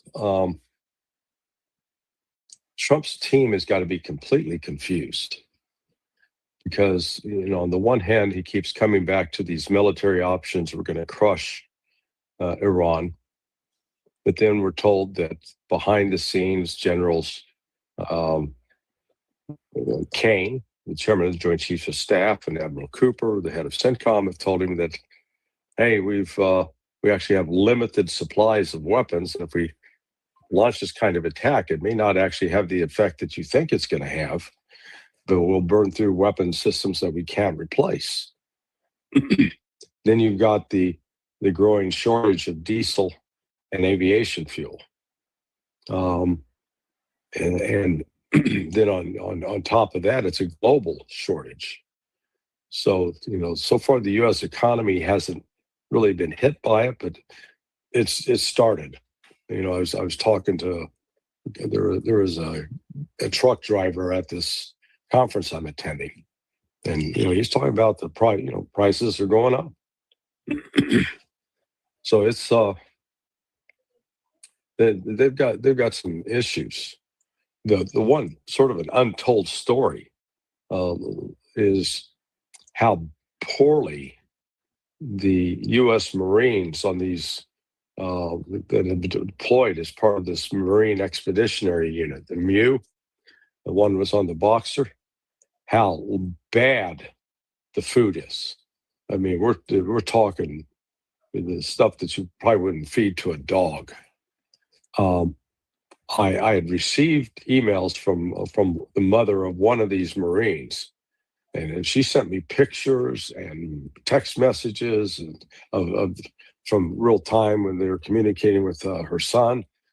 And then the kid was really skinny when he got back home. And then yesterday at the conference, this other woman comes up to me to talk, and she said her son was a Marine, and I said she said he had just been deployed off the coast of Iran and had come back. And I said, yeah, I heard that they had some food issues. And she goes, oh man, so boy, she dove right into it and said, here, take a look at this. And she had a picture of one of the meals. Oh my God. It was enough to make it start eliciting a gag reflex looking at it. So while Trump is doing all this other grand orchestration of a policy, they're not taking care of the troops. And that's creating some real morale issues and frankly, readiness issues on the part of those troops. So Trump's really made it. It's a disaster. Where do they keep these troops, Larry? Are they using them? Basically, you're talking about the troops on aircraft carriers, or well, they're on the Marine. They're on the ships like the Boxer. It's not like an aircraft carrier. It has one of the ships is like a helicopter, a deck for landing helicopters, but they are ships designed to support amphibious operations. But so they're not part of a carrier task force per se. But I'm saying, just if the Marines are getting fed like this, it's not good. And again, this woman yesterday confirmed, hey, my son lost weight too. He came home, and she, pulled up a picture. We know that the destroyers were not sufficient, at least from the command in Europe. They said, one of the commanders in Europe said that they don't have sufficient air defense or defense system for Israel to help Israel, to defend Israel. Mm-hmm. And well, the destroyers, they're going to. So that was the commander of European Command, and apparently he's got some destroyers that are attached to him, and they were going to park them off the coast of Israel and be there to provide. Sorry, I get my coffee here. Be there to provide an air defense cover as they could. Now, again, the missiles they have on those destroyers are limited. I mean, they got a limited number. So if there was any kind of intense heavy attack, they could be rapidly depleted as well. And then those ships have to sail back to another port and get and have, in that port, have the weapons placed into these vertical launch systems. do you think that if they were supposed to attack Iran seriously, they needed to bring all these carriers closer to the Iranian ports, to the Iranian, to the southern part of Iran, to the Persian Gulf, or they could have done this without bringing carriers closer to Iran? Well, bringing the carriers closer helps the plane, gives the planes, farther distance to fly. I'm not sure how keen the U.S. commanders are to have U.S. aircraft flying over Iran because of, I think, growing concern that Iran's air defense system is improved, not diminished, so that they actually might have the ability to shoot some of those aircraft down. So that's why I think they preferred to use standoff weapons like the Tomahawk, like the JASSM, or even JDAMs. Not much of a standoff, but it gives, it's a little bit anyway. Yeah. He said, Donald Trump said, based on this request, which is coming from Iran and the Middle Eastern countries, I have agreed for the future benefit of the world, and likewise the survival and a successful and prosperous Iran, to cancel the attack, subject to being able to rapidly make a deal. What is that deal, Larry, that is so much? He's talking about after, violating all those terms of the MOU. He's talking about deal. What is that in his mind? I don't know. Honestly, day to day it changes.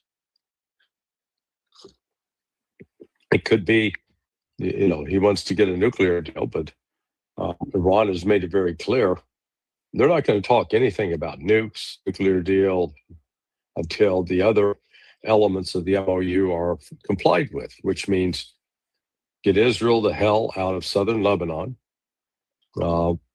allow Iran to exercise control over the Strait of Hormuz, lift oil sanctions, lift the blockade, and unfreeze assets. That's what Iran's demanding, and I don't see them backing off those demands at all.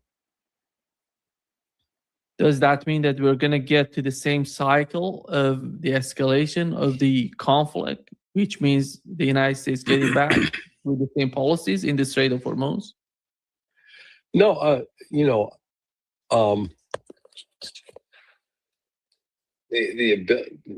thing that is constraining the United States in acting right now is a combination of, number one, these ships that have been on station out there now for 5 months, 6 months. Those crews are getting a little antsy. They want to go home. The living conditions for the Marines certainly are intolerable.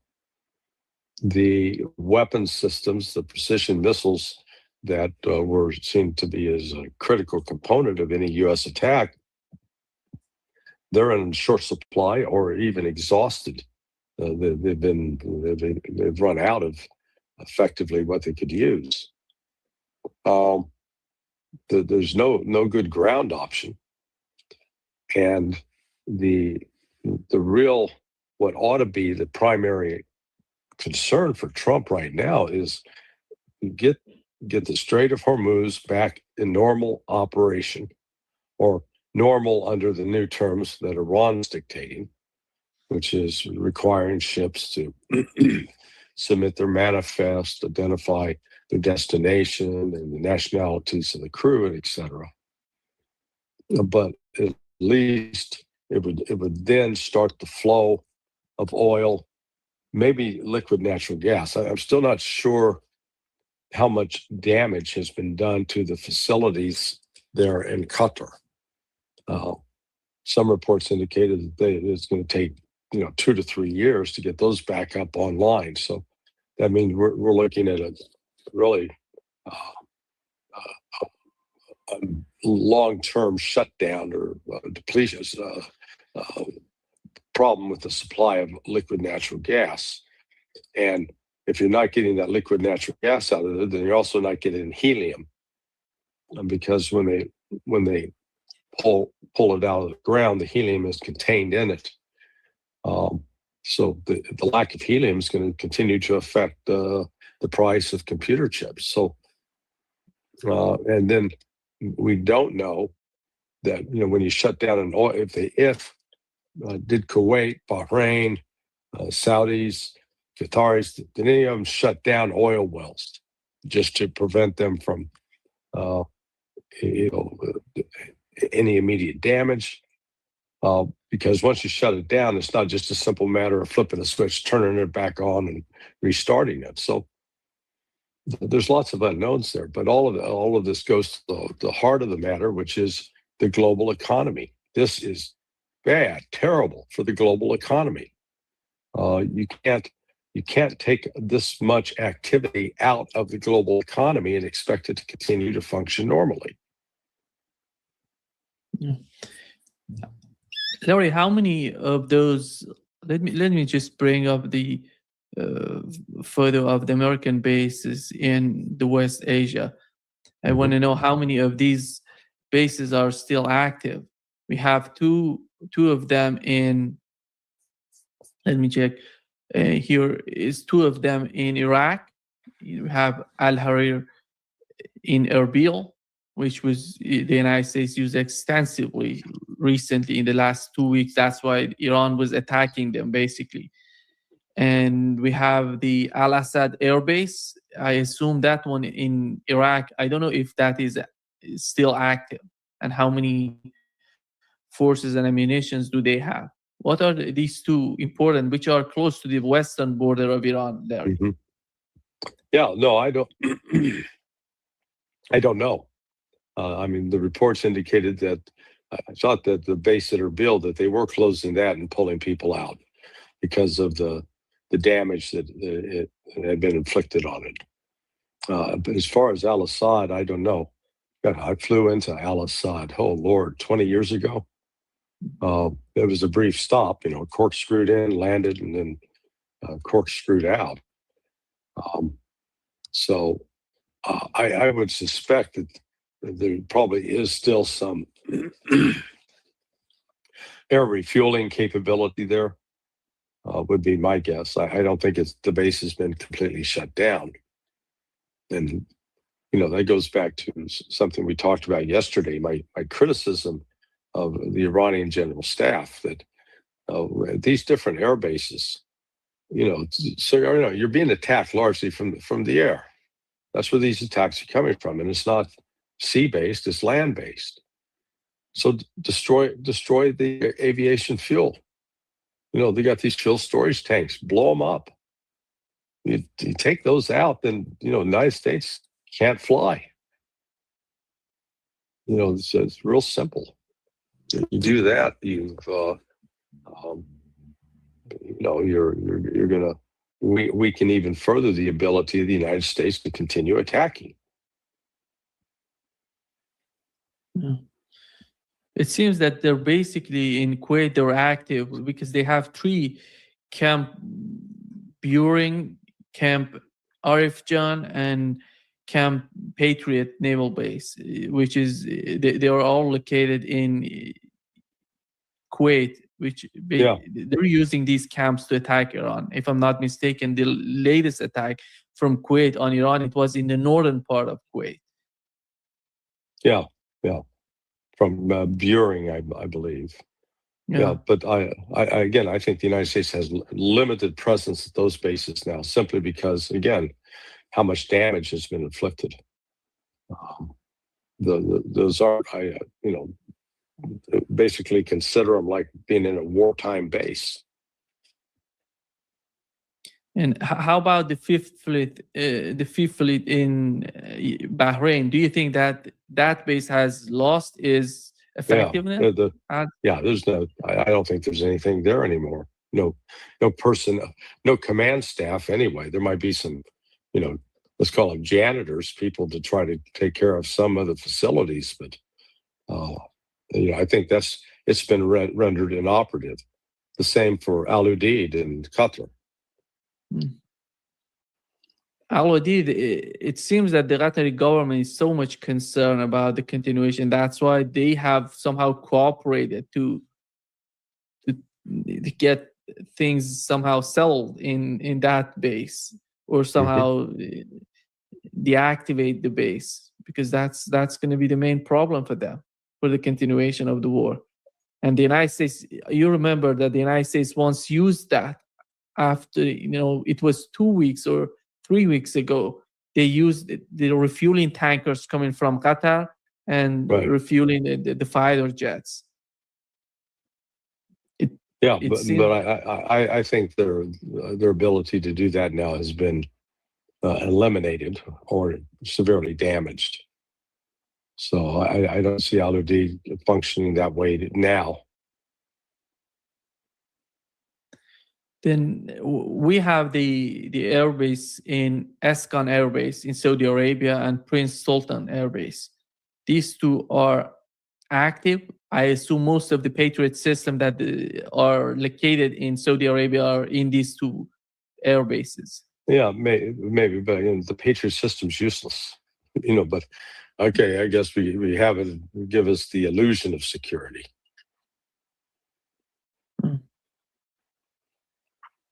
Larry, coming to the 2 important air bases right now is Muwafaq Salti Air Base and King Faisal Air Base in Jordan. These are the 2 important ones. As time goes by, the United States removed many of these facilities and weapons. They put them in these 2 bases in Jordan. And are they going to... And they've withdrawn, but U.S. personnel have been withdrawn from those bases too. So again, they're not fully staffed, and Iran strikes on them have definitely forced the United States to reduce its presence on those bases. Where are those forces that they withdraw? They withdrew from. They're in Israel. Then. Yeah. So, and that was what was making some Israeli officials nervous. That they realized, we do that, we're going to become a bigger target here. Looking at the war, Larry, today, it's somehow, to my understanding, it was all about the Iranian nuclear program or doing something with the Iranian government. Right now, everything is in. All parts of the axis of resistance are in, and they have their demands. Yemen has its own demands. Iraq is the same way. Iran is, all of them together, or maybe the resolution out of this. Let's assume if they want to talk, if they want to, communicate, that could be a grand sort of negotiation. I don't know how is that going to be possible for the Trump administration. Well, again, the Trump administration hasn't figured out what is the objective. Just using violence for violence sake. Initially, I think they're loath to admit it, but it was regime change. And that's why they went along with Bibi's plan. Well, that failed. And it was a spectacular and devastating strikes early on February 28th. But it solidified support for the Iranian revolutionary government. So regime changes, they'd like to see it change, but they can't do it militarily. So that leaves, okay, let's fall back. Oh, let's negotiate a deal to get rid of the nukes. That's JCPOA. They already had that. And it was Trump that walked away from it. And that's why Iran insists, hey, we're not going to deal anything on the nuclear side until these other issues regarding sanctions, blockade, frozen funds, until those are taken care of. When those are taken care of, then we'll come back and we'll talk the nukes. But we're not going to do it the way you want to do it, where you're going to basically hold a gun to our head and force us, because you're no longer in that position to be able to do that. Bibi Netanyahu was always saying that it's not enough. Everything you do for us in the West Asia, in Lebanon, in Palestine, it's not enough. We're not getting enough of that. But recently, when it comes to the war, the attack on Iran, he says it was so successful. It was doing amazing. We have destroyed, he's reiterating whatever Donald Trump is talking about. And we have destroyed this and destroyed that. And he's getting somehow, what is your understanding of the way he's trying to picture the war so far for Israel and for himself? I really haven't, they keep repeating the refrain about Iran being a threat. But despite that, and they keep talking about the need for a regime change in Iran, that's true. But they're not doing anything militarily to go after Iran, recognizing that Israel is extremely vulnerable to Iranian ballistic missiles if Iran decides to go back and attack on the attack, particularly taking out the two oil refineries, the two major oil refineries, one's in Haifa and the other one's in Ashdod. You do that, you're gonna cut off Israel's ability to produce diesel fuel and aviation fuel, which it needs. You need the diesel to run the army, and you need the aviation fuel to run the Air Force. And the only thing that could possibly save them would be tankers coming in to offload that. But they haven't eased off in claiming that Iran's a threat, but they haven't come up with any specific proposals about what they're going to do about it. Do you think that Saudi Arabia would be able or would be willing to talk with Yemenis to remove the siege on Yemen? Well, I don't know. I know they should. Just from a standpoint of saying, like I said, what is in Saudi Arabia's interest? What's in Saudi Arabia's interest is, one, to make sure that it has no further threat of military action from Ansar Allah. And so, reconcile with them, lift the blockade, stop antagonizing them. But how do you see the role? I was just saying, then with that, I don't see Ansar Allah. Ansar Allah does not have any territorial ambitions to, go in and conquer Saudi Arabia. The head of, pro-Saudi forces in Yemen, one of the brigaders of their, I'm talking about the Yemeni forces, pro-Saudi Yemeni forces in Yemen, was killed yesterday by Ansarullah. They have published, he was brutally assassinated. And together with his forces, it means that Saudi Arabia is trying to do something internally in Yemen, fighting the fight between the groups. And my Right. understanding, Larry, what is the position of Washington when it comes to Yemen? Do they have any sort of agenda in Yemen, somehow forcing Saudi Arabia in some particular directions? No, I'm not sure. I am sure within the CIA, there's someone that's their job to basically work with the Saudis to get the help the Saudi interests prevail. But again, looking at it from the CIA, to work effectively in Yemen, you got to have people on the ground, and the CIA does not have people on the ground. Developing relationships with people in the Yemeni Ansar Allah leadership. So this is, I think this is more sort of a Saudi priority, which, they may or may not ask the United States for help. But the Saudis are the ones that have gotten themselves into this trouble. I don't think the U.S. Was encouraging them to, lash out at Yemen. Now, as far as the groups up in Iraq, the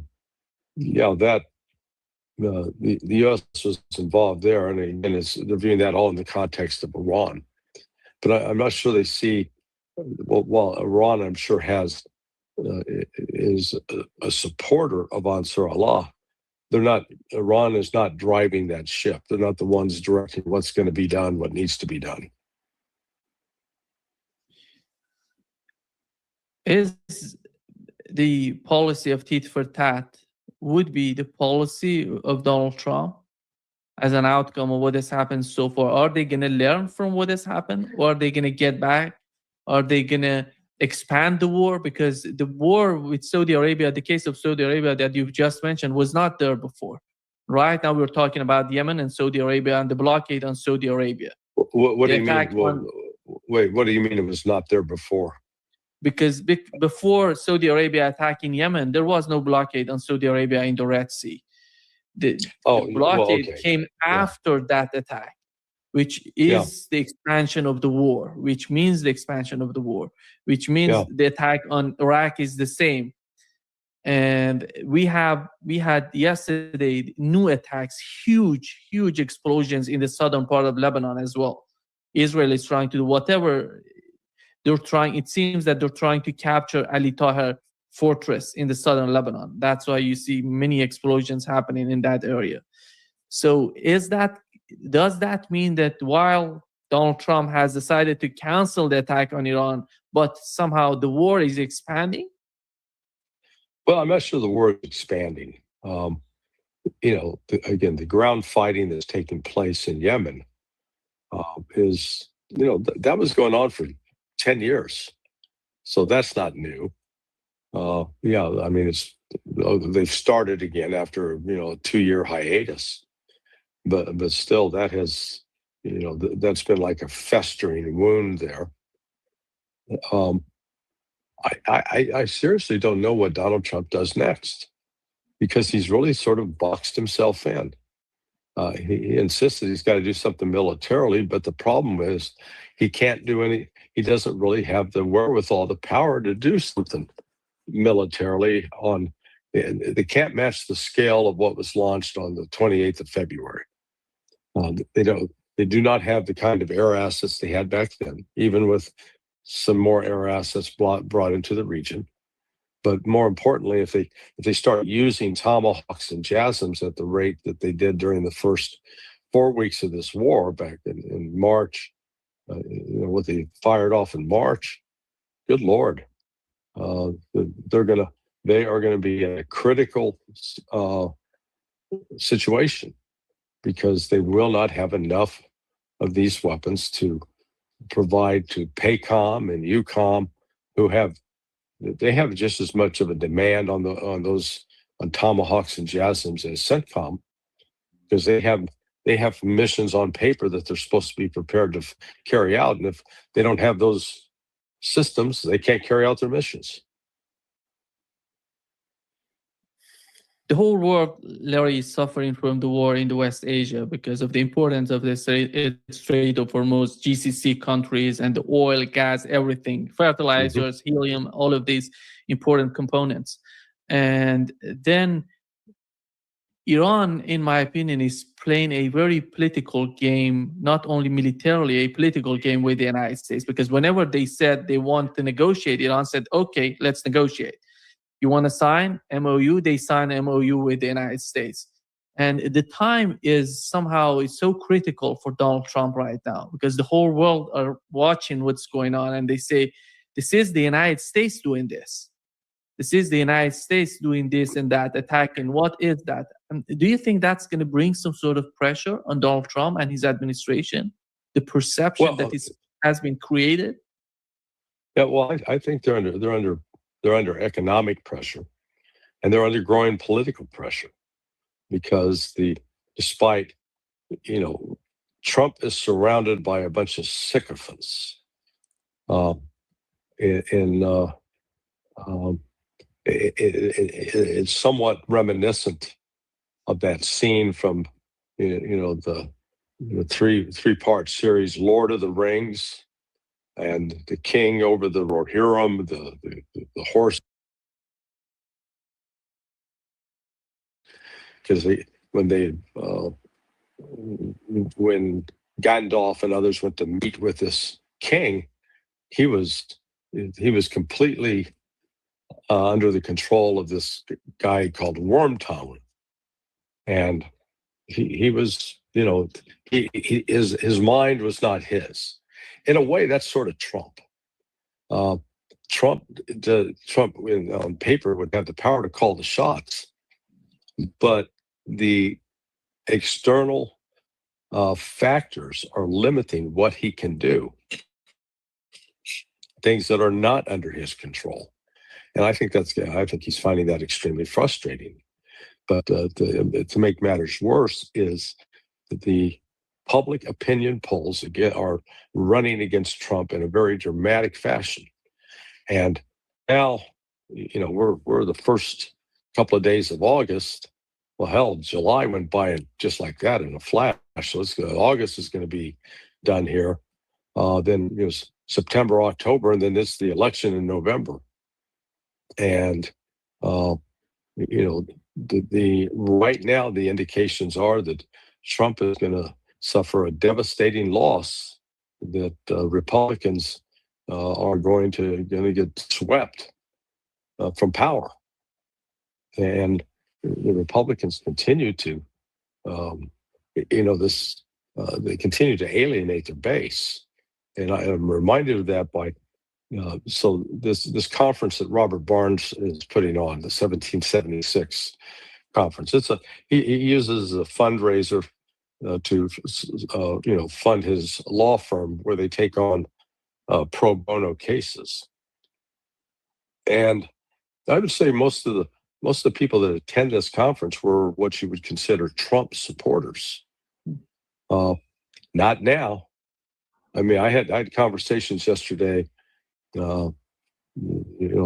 Robert had these cards printed up with like my picture dressed in a Revolutionary War general's outfit, and so people would come by and have you sign the cards. So I got a chance. I got a chance to talk to quite a probably over 100 people just coming through the line, and we would ask them questions. And you didn't hear people saying, "Oh yeah, God love Donald Trump. He's done a great job." Just the opposite. So that's in the background. I don't know if Trump fully realizes that yet. I don't know if Susie Wiles is keeping him in the dark on that. But at some point, they're not going to be able to hide that. And the reality that Trump is in trouble politically is going to finally hit home. And so within that, what is he going more, or in carrying out more violence against Iran is not a winner. It's not something that the public in the United States are clamoring for. So that's the problem. Do you see any forces, any people within the administration helping him out, or they don't have that sort of forces, that sort of characters within the administration? It has to be something outside of the administration. I'm not sure I understand. If the political problem that they're going to face, in your opinion, is that going to be the solution going to come from within the administration if they decide, if they're thinking of that as a series? Well, their hand can be forced by outside events. And I think the primary outside event is the economic situation. Because as the price of diesel and aviation fuel continues to go up, it's going to have an adverse impact on economic growth. So that's a problem. And it's not, that one's not going to go away, and you can't spin it and pretend that it was nothing. Yeah. Then so it comes. Yeah. Yeah. Go ahead. Go.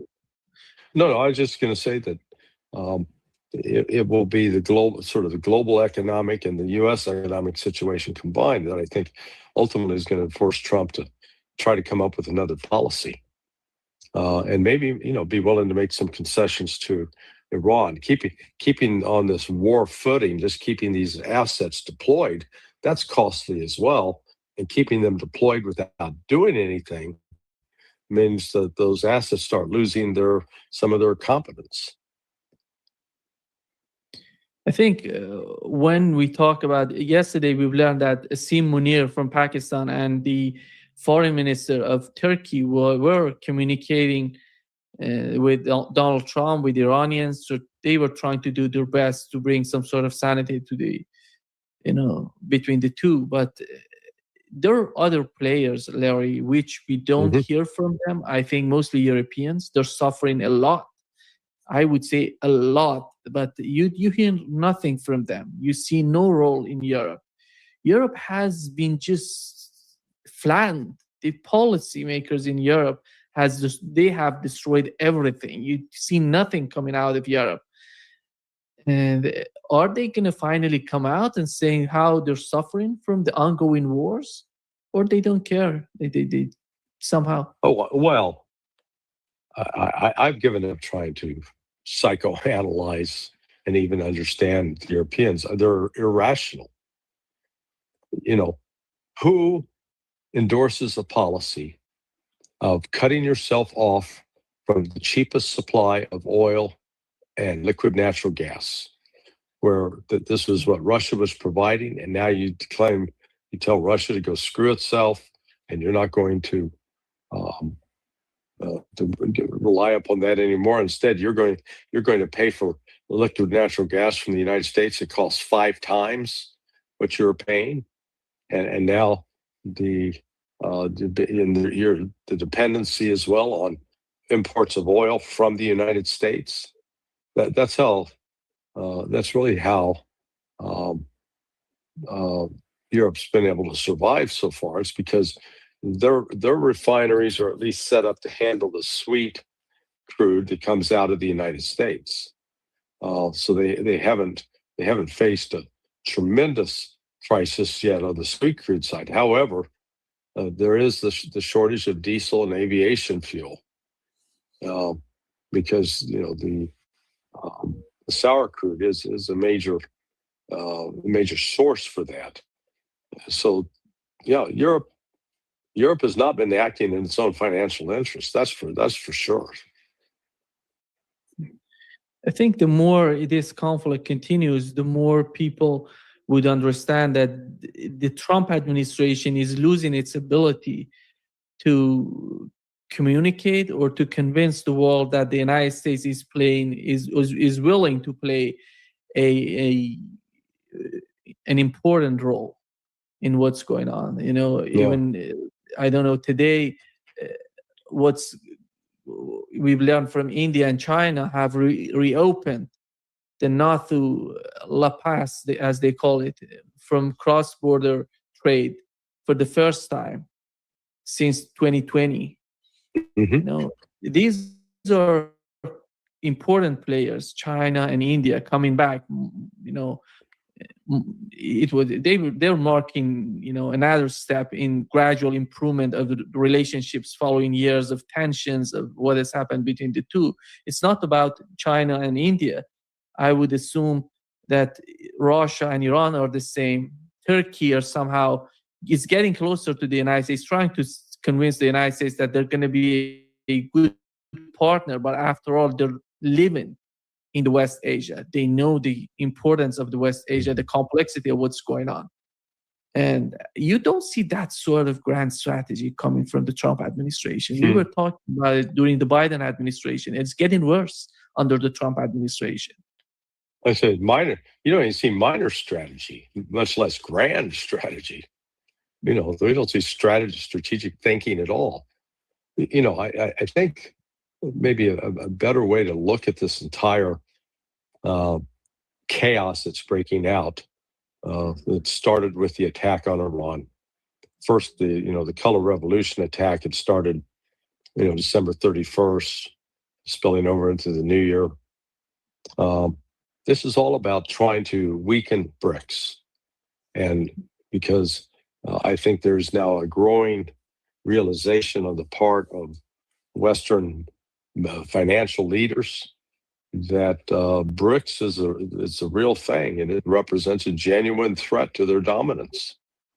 BRICS is creating alternatives for finance and trade and banking that are outside the control of the U.S. dollar, and that I think is something that strategically people in the West are trying to prevent. But I'm not sure they still haven't figured out how to do that. Because of looking at the MOU, it's basically mostly it's about Iranian frozen assets, the sanctions on Iranian economy.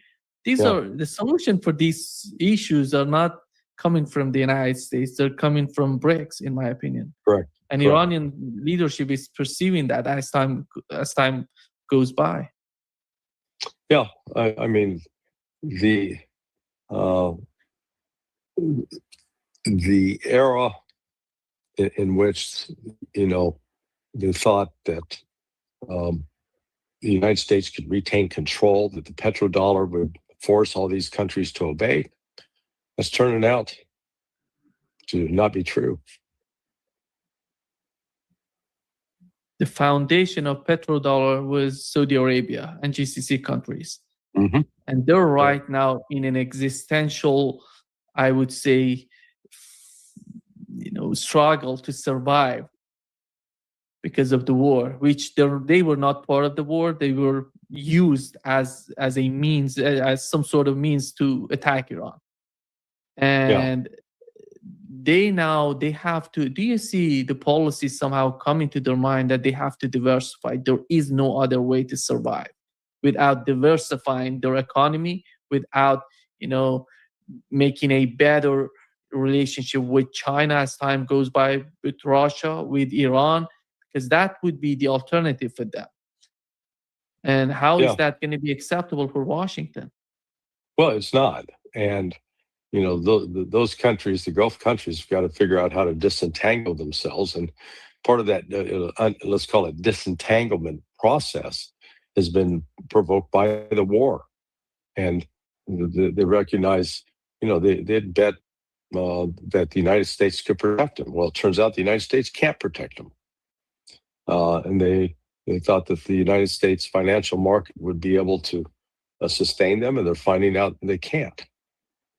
So this has been sort of a wake-up call for many of those countries.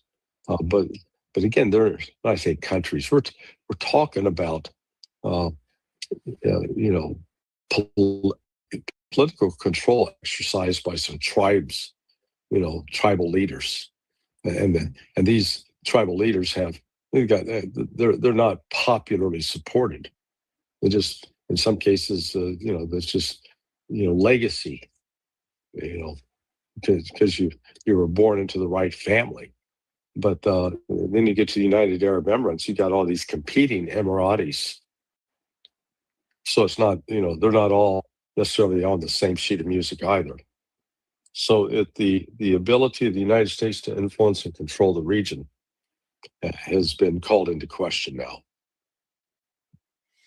Larry, the two important resolutions in the United States, 224 and 662, the intelligence and the army joining or merging together with Israel, the United States and Israel. How long does it take to, what sort of influence that would bring to the cooperation between the United States and Israel? Is that going to be significant? Or it has the potential to be quite significant, but it's going to hurt the United States' readiness. Chaining in a way. Look, the entire purpose of this is to take the funding of Israel out of the political arena and institutionalize it into a bureaucratic process, so that once you get something institutionalized in a bureaucratic process, it's tough to get rid of it. Yeah, it means that all these heavy weapons, Patriot system, everything going to be produced in the United States, because Benjamin Netanyahu recently said multiple times that Israel wants to be independent of the United States. That basically was reversed by these new resolutions. Yeah, in the United States. Good luck producing them. If China decides to let them have rare earth minerals, they might get produced, but the actual production that's not going to happen anytime soon. I don't know if you saw the photo of Tucker Carlson together with Thomas Massie, Marjorie Taylor Greene, which Marjorie posted that photo. We had Joe Kent there, and all together, this is the new sort of, move within MAGA movement, within those people who supported Donald Trump. How is that changing within the Republican Party? How do you see these forces, new forces coming and having new arguments? These are people who were supporting Donald Trump right now. They have different sort of objectives, or no, I cannot say they have different. Donald Trump has different sort of objectives, which differs from what they had before being elected, And now these people are saying, we're going to get back. We don't want this sort of policy. We don't want endless wars. We want something new. What is that? Sure. In your opinion? Yeah, well, no, I think we're seeing a realignment that is very much similar to what happened back in the 1850s, when the Republican Party emerged out of I think it was called the Whig Party at the time, because the Whig Party had become, let's say, locked in the past, and it was no longer capable of dealing with how the support for the party had changed. That's one of the points that this pollster Rich Barris made yesterday, is that if Tucker decided to announce for president and Thomas Massie was going to be like a vice presidential candidate, that would be a very, very powerful. They would basically gut the Republican Party. The Republican Party would turn out to be a minority party. They would garner a lot of support. So it seems that the same is happening to to Democrats as well. Yeah. I mean, you've got the chaos that's taking place within the institutional parties is forcing a pretty significant realignment. And you'll find out if they're, right now we call it the uniparty, because there is no really seeming significant difference between them when it comes to actually governing. So we'll see. Yeah. Thank you so much, Larry, for being with us today. All right, my friend. We'll see you tomorrow. Yeah, okay. See you. Bye-bye.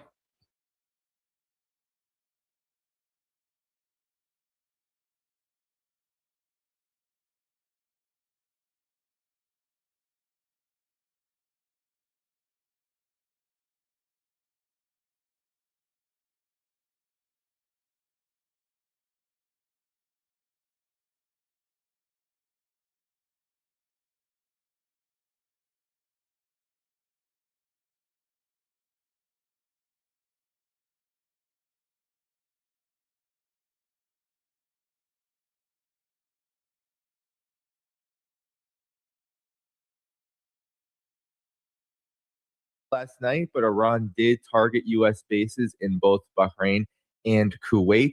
The airbase, the Sheikh Issa Air Base in Bahrain, as well as the Ahmad Al Jaber Air Base in Kuwait, were both targeted with power generators, navigation systems, administrative support buildings, fighter aircraft shelters, satellite communication systems, equipment storage facilities, and the like having been targeted. These attacks are starting to have an impact, Pepe. We see that the Pentagon is reconsidering its U.S. military presence in Kuwait, with U.S. officials already saying that there have been massive evacuations from U.S. bases in this country in particular because of Iranian attacks. Now, Iran also struck and stopped 2 oil tankers, and 4 others were turned back in the Strait of Hormuz. And Iran announced shortly thereafter that because of the United States' insistence on trying to push through ships through the so-called Omani corridor, that the Strait of Hormuz is indeed closed. Now, there's also Saudi Arabia forming a so-called naval coalition with GCC states in conjunction with the United States against Yemen. But overall, Pepe, the U.S., relatively quiet last night. What do you make of the latest developments and the fact that Iran, it seems like, is taking the initiative now? I know you've written about this as well, not waiting for the U.S. to attack any longer. Yes. Thank you, Danny. Thanks, all of you. It's good to be back on a Friday. For me, it's already almost Friday night. And I wrote 3 columns back to back, examining everything that you just touched, Danny, in your intro. For me, the most extraordinary aspect of it all, in terms of the escalation ladder, we are already back on the escalation ladder, and the famous tiny window of opportunity of coming back to the MOU becomes smaller and smaller by the day. So let's start with this is the column I wrote this morning. It's already on. I started with Yemen, and this new Saudi Arabia coalition, which is in fact a Saudi-American coalition, but the Americans, of course, leading from behind. They basically told the Saudis, deal with Yemen. Of course, the Americans will never try to deal with exactly what happened the last time. The Yemenis expelled the U.S. Navy from the Red Sea, period. So what is this coalition? It's absolutely outstanding. I was mentioning to Danny before the show, eagerly awaiting the introduction of the Qatari Navy in the Red Sea. What are they going to do? Guys, there is no Qatari Navy, no Kuwaiti Navy, no whatever. These GCC vassals, they don't have navies, but they are part of the maritime war by Saudi Arabia to be unleashed against Yemen. And of course, the bombing. The bombing is another story. We have a NATO member as part of the coalition, Turkey. Could we imagine, and it's quite plausible scenario, that we're going to have, in fact, NATO bombing of northwest and southwest Yemen, from Sada in the north to Sana'a in the south, with plausible deniability, because this is going to be effectuated by Saudi jets. So this is what's going to happen, essentially. There's going to be a NATO organization behind it, the Saudi jets in the front line, and it's practically inevitable that there's going to be some sort of bombing of Yemen relatively soon, as it happened before, even before the 11 plus years of a Saudi blockade against Yemen. So we should never forget the origin of this whole story. There is a memorandum of understanding which was signed by the Saudis and the Yemenis in 2019. The Saudis broke it when they bombed the runway of Sana'a airport, as an Iranian flight was bringing back the Yemeni delegation that went to the funeral rites of Ayatollah Khamenei in Iran and also in Iraq. So the response of the Yemenis was 2-1. They bombed one Saudi military base, one Saudi civilian base. And later on, because their intelligence confirmed that the Americans were preparing a massive offensive against the whole axis of resistance, including Ansar Allah, they started their own blockade against the blockade as a preemptive move. This was confirmed to me by one of my, he's a friend, one of my top Yemeni friends, who's also a source, and he's very closely linked to the political council, the 11-member, political council in Yemen. Well, the blockade, as it is installed by Ansar Allah, the Yemeni armed forces, is against Saudi Arabia. This means that the Red Sea continues to be free for navigation, and crossing the Bab al-Mandeb continues to be free, but not for Saudi tankers. And there are exceptions among these Saudi tankers. If this is a Saudi tanker exporting oil through the Red Sea and the Bab al-Mandeb to China, no problem. He can go because there is a direct agreement between Beijing and Sana'a about that. So obviously, this is the Saudi response to all that is to organize this coalition, basically to restart a war against Yemen. This is what it's going to be. So we can expect fireworks in Sada, in Hodeidah, in Sana'a, and of course the Yemeni response is going to be catastrophic for Saudi interests. So then everything will be in play. Yanbu port, the East-West pipeline, all other ports, Saudi ports, which are already blockaded by, counter-blockaded by Yemen. And if we have interference from different air forces from different GCC players, for instance, Yemen will respond because they have the missiles to respond anytime they want. The key, the very, very complicating factor is not even the Muslim nations that are very, very far away, like Nigeria and Bangladesh. What's the point of having Nigeria and Bangladesh in a coalition like this? So one of my other very good Yemeni connections, he explained that as psychological pressure, as if that would have any effect on the Yemenis. Like if you get the collective populations of Nigeria and Bangladesh is over 400 million people. Is this going to intimidate the Yemenis? Forget it. You could have zillions of people from Mars and they will not be intimidated. But the problem is the three top nations part of this coalition: Pakistan, Turkey, and Egypt. Egypt is a member of BRICS. Iran is a member of BRICS. Egypt will not attack a very close ally of Iran directly. Indirectly is another story. Turkey is a NATO member, and Turkey always plays a double game. They could. But if they do, there's going to be an Iranian response. And the Turks know it. And of course, Pakistan, which that is the immensely complicating factor.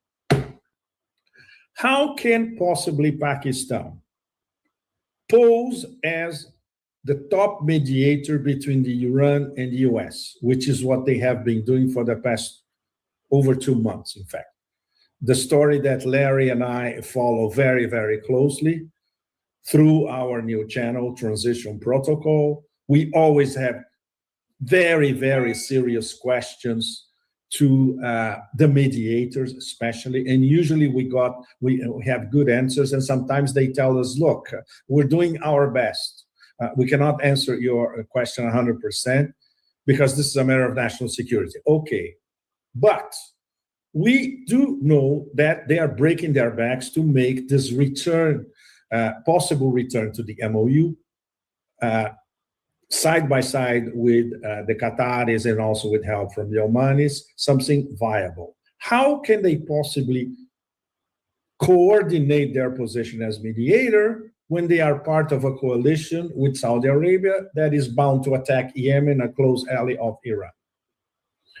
One of the mediators, I put that in my the column that I wrote this morning. He defined it as difficult and dangerous balancing act.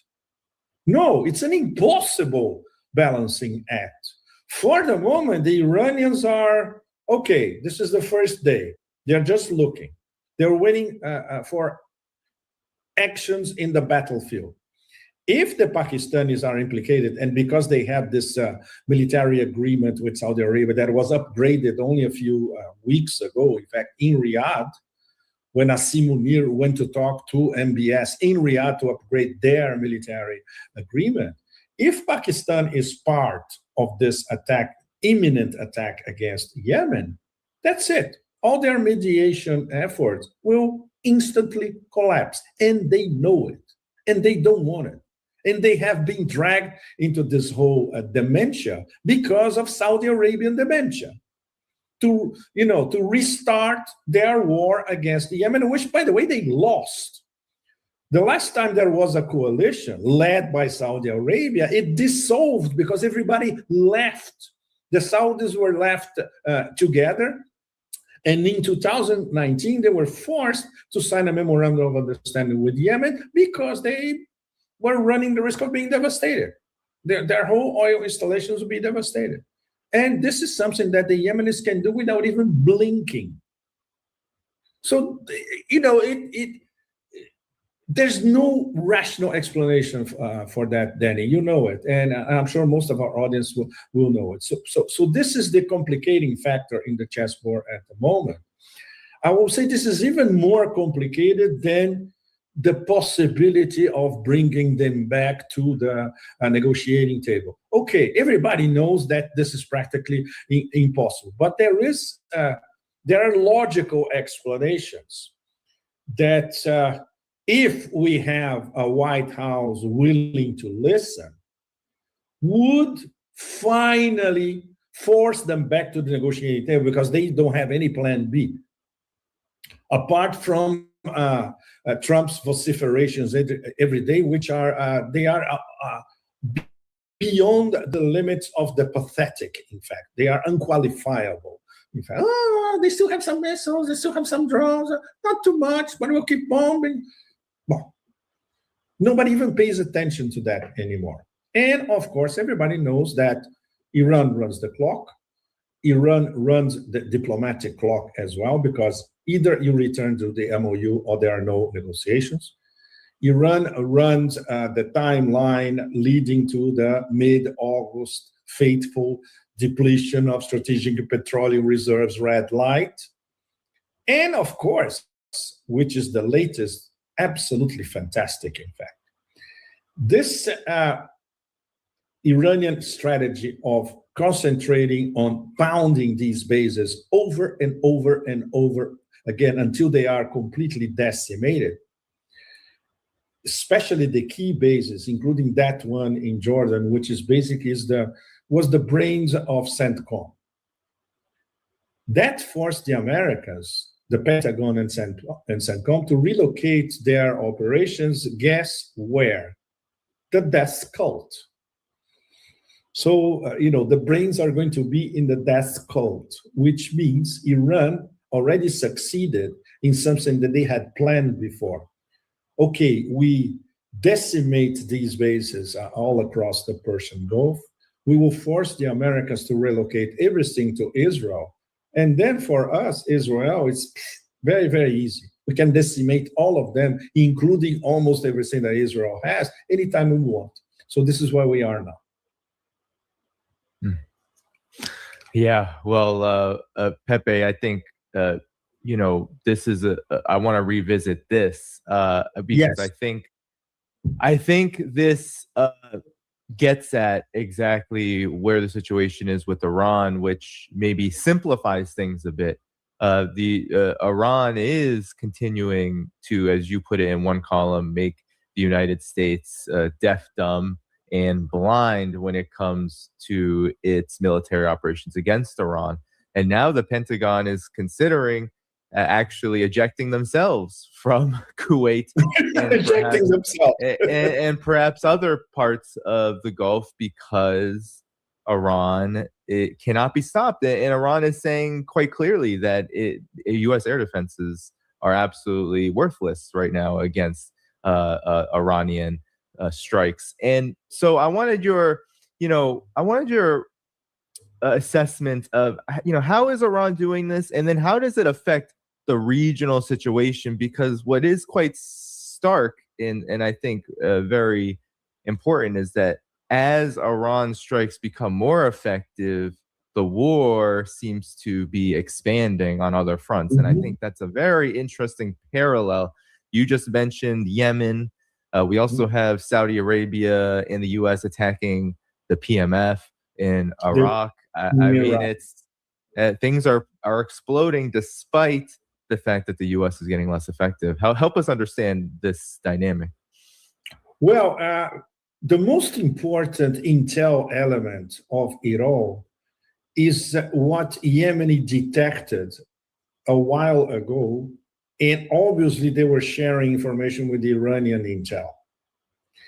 They understood that the Americans were preparing a massive offensive, not specifically against Iran. And this was during the 13-day bombardment of Iran. It was an offensive against the whole axis of resistance, which would be Ansar Allah, Hezbollah, and the Hashd al-Shabi, the Popular Mobilization Units in Iraq. So we have, I would say, a two-vector approach after they were sure that this was what, the most possible scenario. And it makes total sense, because then it would become crystal clear that this war from the beginning was never a war only against Iran. It was a war against the whole axis of resistance. The focus was on Hezbollah this past few weeks, 2-3 months, but of course, Iraq and Yemen as well. Well, with Yemen coordinating this new opening, which in Red Sea and included the Bab al-Mandeb, they started to preempt this American offensive.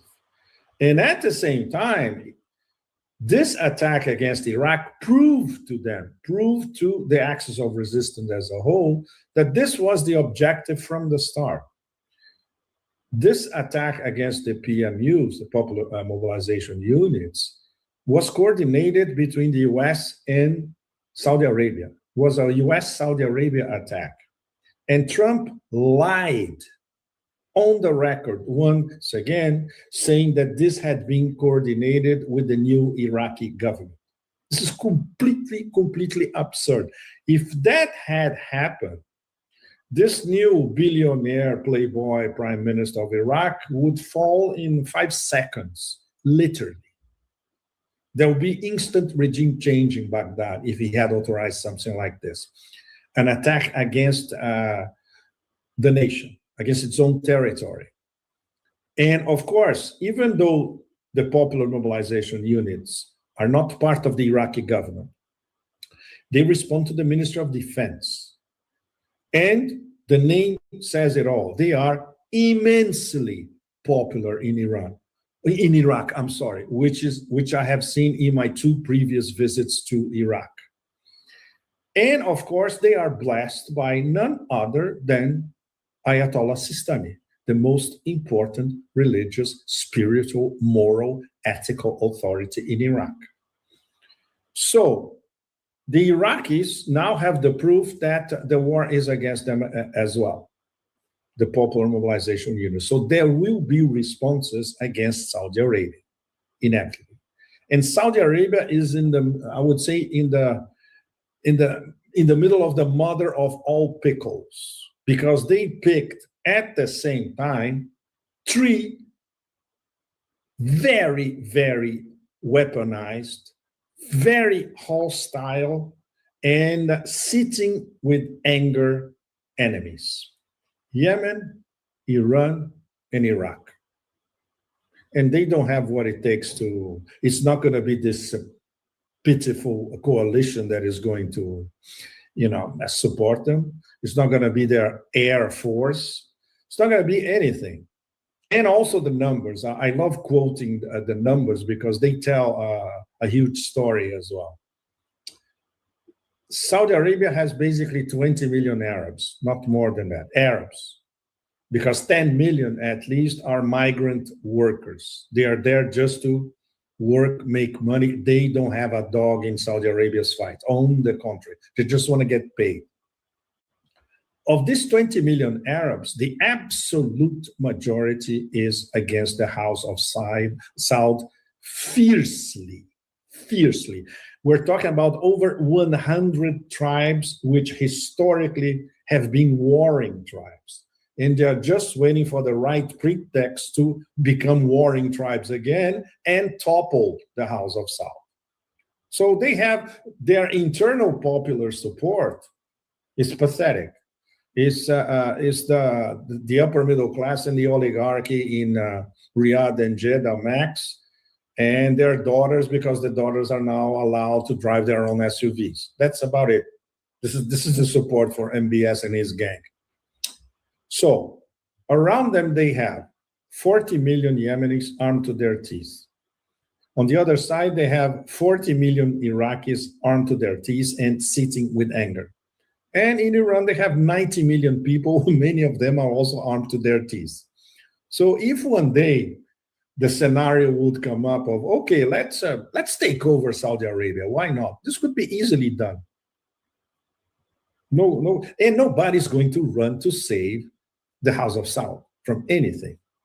And on top of it, the House of Saud, they have to look in terms of the princes that are sidelined from positions of power, and they are also seething with anger, not to mention the American guy, the CIA guy, Prince Nayef. He's currently under house arrest, but he can be, okay, let's bring him back, let's do our regime change. So MBS essentially, for all his lofty rhetoric and plans of building Star Wars in the middle of the desert, all that crap, he has nothing to support him. And even worse, Danny, all the money is not in Saudi Arabia. It's in London and in New York. So who is going to support these creeps? Nobody. And they mount a coalition to go against the axis of resistance. Look, it beggars belief how stupid that is. So we are particularly worried about the role of Pakistan. The Pakistanis have to be very careful, otherwise all the hard work that they put in this mediation business can collapse in one day. Turkey, well, we know they hedge all the time, but if Turkey gets in, this means NATO is in. And Egypt, they don't have what it takes to go frontally against Iran and Yemen. The other ones are there just for show, of course, including the non-existent Qatari Navy. There are reports, Pepe. Maybe you can understand, because with the Iraq factor and the popular mobilization forces, there's also the fact that Iran, almost every single night, even when they aren't striking, let's say, U.S. bases in Bahrain and other parts of the Gulf, Kuwait, they are almost daily striking Kurdish proxy forces along the shared border with Iraq. And now it's being reported that actually the U.S. is moving air defense systems out of Erbil, the area where it's often a target for Iran of these Kurdish proxy forces. So help understand this.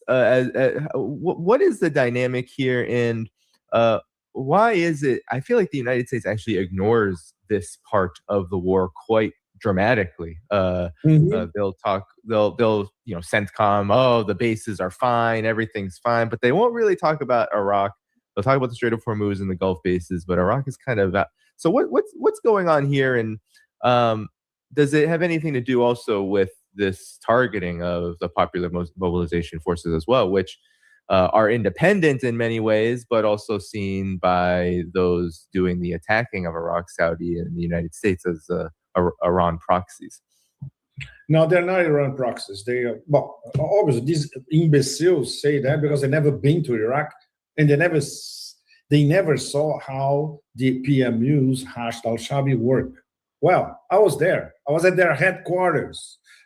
we had one of our visits. We had a session in a cell that they had inside the green zone, and even the Americans didn't know where this cell was. So these are badass motherfuckers, really. Very smart, very well weaponized, with tentacles all across, especially central and southern Iraq, but also very well positioned in Baghdad. I'm not talking about a green zone. I'm talking about big Baghdad, including especially the suburbs, which are all Shiite majority. Sadr City, sorry. I remember because I visited Sadr City during the Petraeus surge in 2007. And when you spend time in Sadr City, it's basically like a gigantic Brazilian favela full of, by now, not at the time, heavily weaponized Shiites. And now educated. They went to university, so it's not gangs, it's a completely different story, extremely well organized. So obviously the Americans were not paying attention. And the Popular Mobilization units, there are several different militias and groups. There are, for instance, Kataib Hezbollah. It's a completely different organization from the traditional Hashd al-Shabi. And there are many other groups as well. And they specialize in what they do. And these attacks against the American-Israeli, basically Erbil and Iraqi Kurdistan is grifter central, crammed with American and Israeli operators. It's an absolutely disgusting place, really. But, because it's not so far from Iraq, in fact, it's the northern part of Iraq, they know how it works very, very well. So these attacks are coming from their southern neighbors in Iraq. Many of these PMUs. And the Americans apparently only noticed that recently, right? And of course, they have the capability to attack the American forces in Al-Tanf base in the middle of the desert as well. So the Americans will be forced to relocate from Iraq, which, by the way, the previous government, they were telling the Americans virtually every day, you have to leave Iraq. You have to close your bases and leave our territory. And obviously the Americans were procrastinating. Now they're going to have to do this by force, which is the only way. These wars are won, of course, all of them in the battlefield, which is something that the PMUs know very, very well. And on top of it, they have popular support. So that's it. It's in many aspects, there are comparisons that you can make with the last years of the Taliban in Western Afghanistan, where they had popular support everywhere in Helmand province, everywhere. So that's the same thing now in Iraq. Well, this just came in, this graphic here. What's so striking about this dynamic, these developments, Pepe, is as Saudi Arabia gets more entangled now into this war on Yemen, on Iraq, and of course, by extension, against Iran, the consequences are now coming in. Now, in the second quarter alone of this year, it is being estimated that Saudi GDP is now 4.81% contracting. That is a major number. And this is because of both the Bab el-Mandeb Strait, which is being actually minimized right now since it's such a new siege, as well as the pile-on effects of the Strait of Hormuz having reduced in activity so dramatically since February 28th, especially, but even in just the last month or so with the renewed escalations. Is this sustainable, Pepe? The regional situation is going to only get worse, but I know the United States doesn't generally care about this kind of thing, but I'm guessing somebody does in the region. I like the way you put it. Somebody does in the region, the populations, not the so-called leaders or the petrosheiks, the oligarchies, the one-man deciding families, whatever, you know. The populations are going to pay the price, of course. And of course, if the Iranian response to what is going to be thrown against the axis of resistance soon includes attack on desalination plants, then it's real bye-bye. You have to leave. There's no way you can survive over there. You have to go somewhere. So we might even approach this point. Does are the oligarchs in the West worried about that? No, of course not.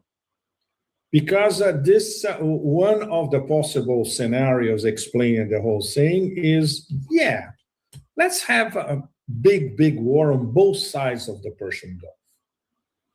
So we can, at the same time, immobilize the Persians, immobilize the Arabs, and provoke even more divide and rule and absolute hell on both shores of the Persian Gulf. It makes perfect sense. It does. We can connect the dots any way we want, but this is one of the top scenarios, of course. Considering that you can, if you cannot control it, you destroy it. And that's the logic of the empire of chaos, plunder, piracy, lies, and we lie, we cheat, we steal, and we destroy. That's the inner logic of a dwindling empire. Makes it even more dangerous. And they can destroy the GCC without the petrosheiks even noticing. Can you imagine that they bought the fiction that they could pay the mafioso arrangement to the Americans so the Americans would provide security for them? Now they know that no, they don't care. They don't care about anything. They only care about your money. That's it. And that you sell your oil in petrodollars. Everything else is, they don't care. And nobody's going to save you, much less your own populations, right? So this is the whole dysfunctional scenario is so completely absurd.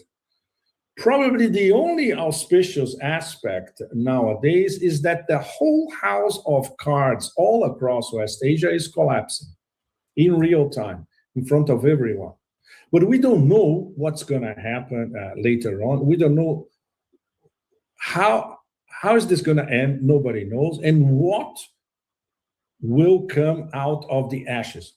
No answers for all of that.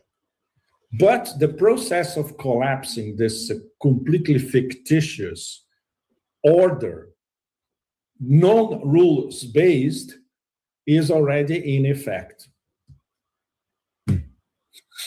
Well, let's look at some of the myth and reality that is becoming harder and harder to discern if you listen to the mouthpieces of the empire of chaos, as you call it, Pepe.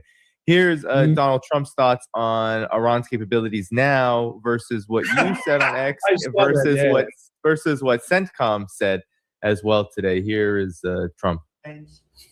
Their missiles have been largely, they have some left, but they have far fewer than they had 4 or 5 months ago.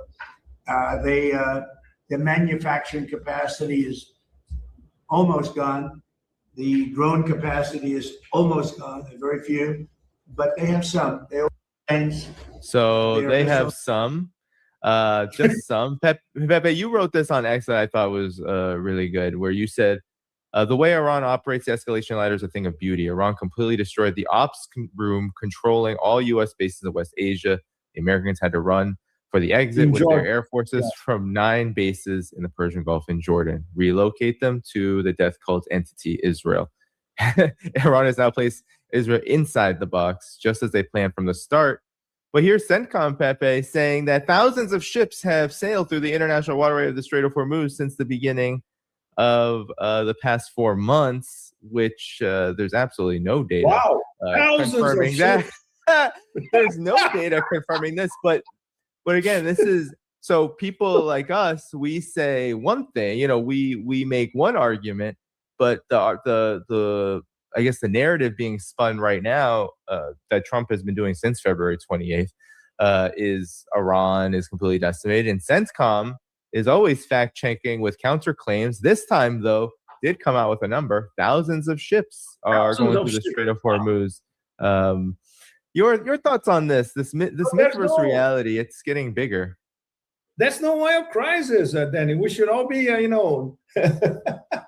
dancing in the middle of the sea. In fact, that's in the middle of the Red Sea.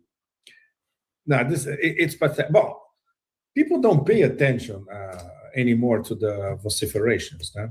Who is advising? Who's giving him numbers? Dumb and Dumber, Rubio and the Secretary of Foreign Wars. They don't know anything. And obviously, they don't know the real numbers. And if CENTCOM has the real numbers, they will never tell anybody. They lie all the time, period. What everybody sees is the facts. And the facts are the Pentagon is being expelled from their bases all across the Persian Gulf, period. This is the only thing that matters. And this was apparently that meeting in Washington last Friday, in fact, one week ago, was quite something. Somebody with an IQ over room temperature finally told Trump, look, our bases are being eviscerated. We are running out of everything. TODs, Patriots, and our bases are being eviscerated. So we cannot have the gates of hell bombing campaign that you are talking about. So, 1 week after that, we have him. This was from yesterday, the clip that you played. Oh, no, they don't have anything. They have maybe some drones, some missiles. Okay, idiot. All the really important and massive underground bases, they have not been touched, period. Most of them, the Americans don't even know where they are. Not to mention that the top of the line of missiles that Iran has developed over the past few months, or over the past year at least, they have not been used yet. And okay, just wait. They have not even started, the Iranians. This is a very, very long, meticulous escalation strategy, fine-tuned day after day. It's the centralized mosaic that they applied during the actual war, February, March, early April. And this is the decentralized decision-making in terms of fine-tuning the response to the American attacks, and now taking the initiative, which is a huge contrast compared to during the war, in fact. Now they are taking the initiative. They are not waiting for American attacks. And it is 2-1 at least, sometimes 3-1, or even more. And in the case of the Yemenis, it started with 2-1, and then they went, over the top. Okay, let's counter blockade. Why not? And when the Iranians say that the Strait of Hormuz has to be a shutdown because the Americans are forcing them to do that, that's absolutely correct. One absolutely crazy example.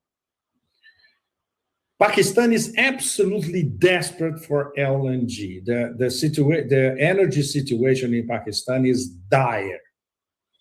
So they make a deal with Iran to have a Qatari LNG supertanker cross the Strait of Hormuz and then go to Pakistan. So they made basically one of the parties in the MOU and two mediators made a deal. And everybody agreed, no problem. What happens to this Qatari LNG tanker? He's blocked by the Americans, of course, cowards, because they're not in the Persian Gulf, in the extremity of the Gulf of Oman, almost the limit between the Gulf of Oman and the Arabian Sea. Yep, there it is. Totally absurd. So, and the Pakistanis are mediating something that could help the United States diplomatically, and they are treated this way by the Americans. And economically, I mean, the Strait of trying to negotiate the actual reopening of the Strait of Hormuz, which wasn't closed before February 28th, would benefit the U.S.'s overall economic situation, which, as you have pointed out in other programs and articles, Pepe, eventually, the U.S. won't be able to dump oil onto the market. Eventually, the market manipulations won't be able to manipulate their way out of the reality, which is how slow the market has become, how far reduced it's become. And we are approaching that date. It's in fact now we are only 2 weeks away from the red light. The red light is mid-August, and that makes it this next 2 weeks, extremely dangerous because it's everything points to another mega foolish move by the Trump administration, a last-minute desperate play. Well, Pepe, I showed the graphic of, Iran released the data of the imagery of the cargo ships that were struck overnight in the Strait of Hormuz. When the last time Iran did this, the United States began strikes again. The United States makes the so-called protection of shipping in the Strait of Hormuz the justification for increasing war. But you just said that last desperate play.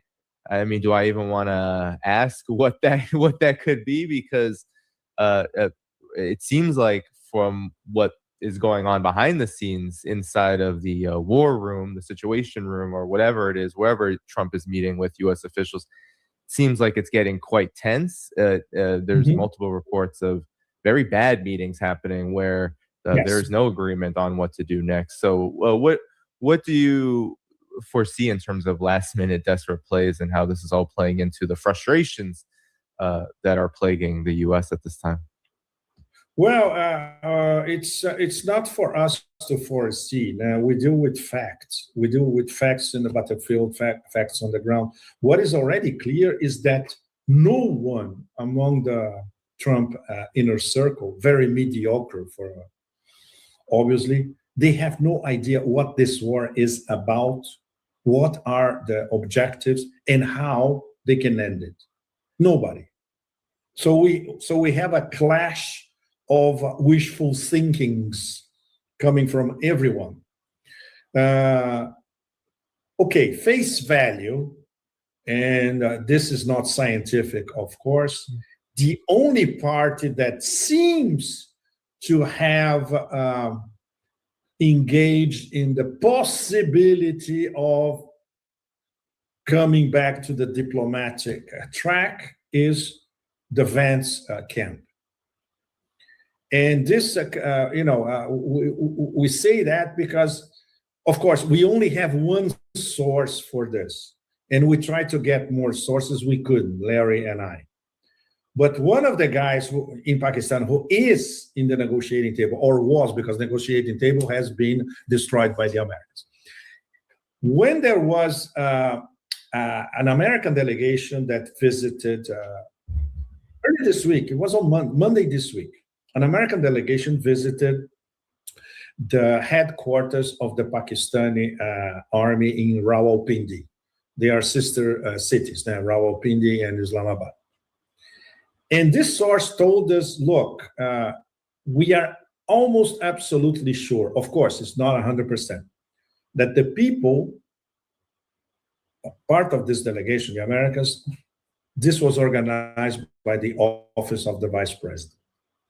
So this is a very important information, because we didn't see Tweedledee and Tweedledum, Dumb and Dumber, Kushner and Witkoff as part of this delegation. There were other people. And obviously the Pakistanis immediately understood that this is a different kind of negotiating team. Of course, when they talked to the Pakistanis on Monday, what the Americans proposed was the absolute opposite of what the Iranians have been saying. The Americans want to start with the nuclear dossier. They want concessions from Iran. And if there are concessions from Iran, they will release a little bit of money. And of course, from the Iranian point of view, is the absolute opposite. So obviously, the Pakistanis, as mediators, they picked up the phone and they immediately relayed this information to the Iranians. And the Iranians said, point blank, no. It's never what we wanted. And we cannot even discuss this, completely absurd. And the Americans know our position very well. Our position is, come back to the MOU that you signed and start fulfilling your commitments. Otherwise, there's no negotiations and there's no renegotiations. Forget it. So, could all of us believe that this alternative, let's put it this way, American approach, slightly more diplomatic than anything coming out of the blah, blah, blah from Trump, is it viable? Is it plausible? Nobody knows. But apparently is on the table. But the thing is, they made a proposal that the Iranians immediately rejected because it's completely absurd. So this means they have to retweet their diplomacy.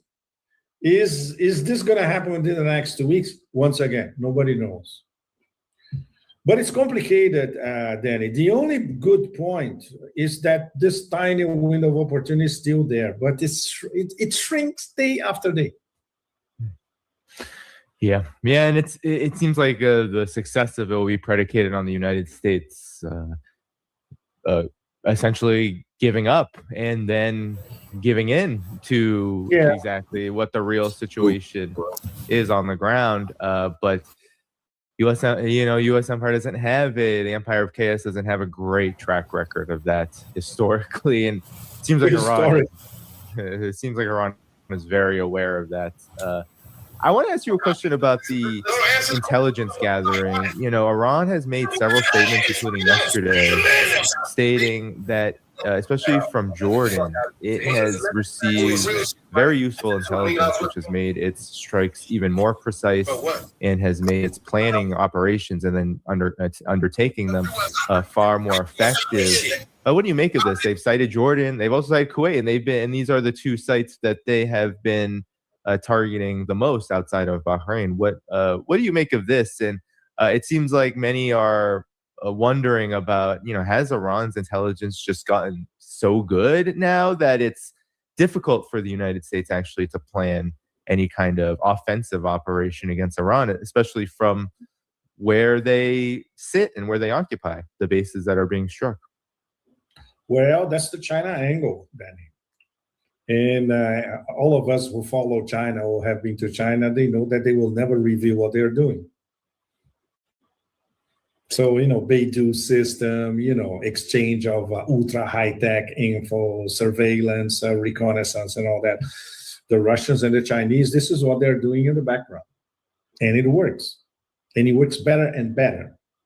And Iran continues to receive top flight hardware, and of course, everything, including state-of-the-art manpads from the Chinese, air defense systems, you name it.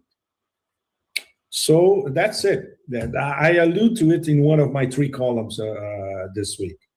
The Russia-China angle is more and more precise, very calculated, and always with plausible deniability, always. For instance, there is a myth cultivated by the Americans, that these Chinese shipments, they go, they fly into Tehran. No, they go through Gwadar port. And from Gwadar is very close to Chabahar. It's 80 kilometers.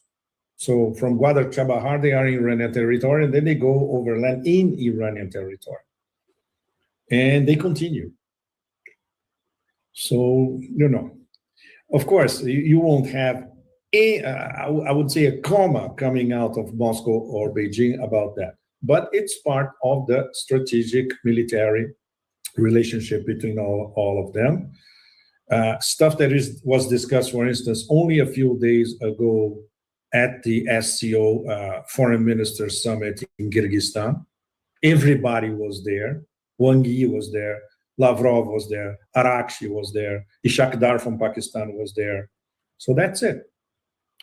But as you know, and our audience knows, it's absolutely impossible for Pakistan,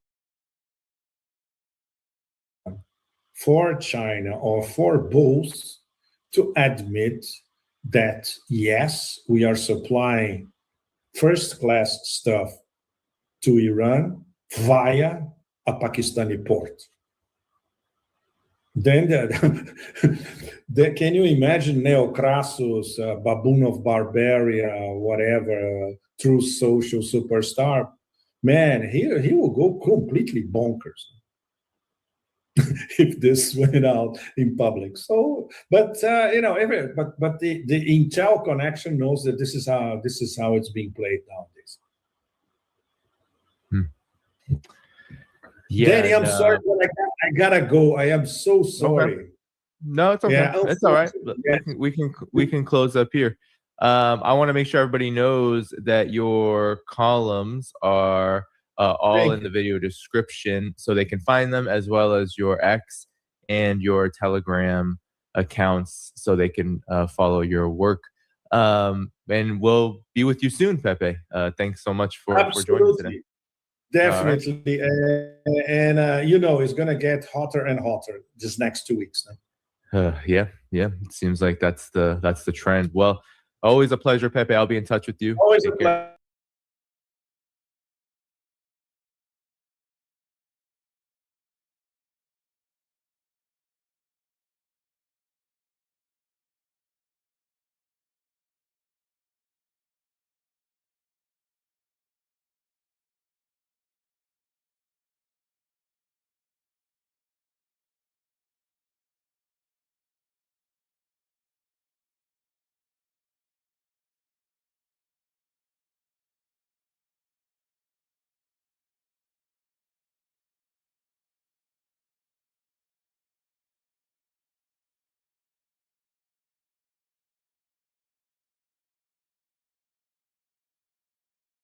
After much fanfare in the days leading up to today, on Sunday, President Trump has again done the infamous taco and has backed down from attacking Iran.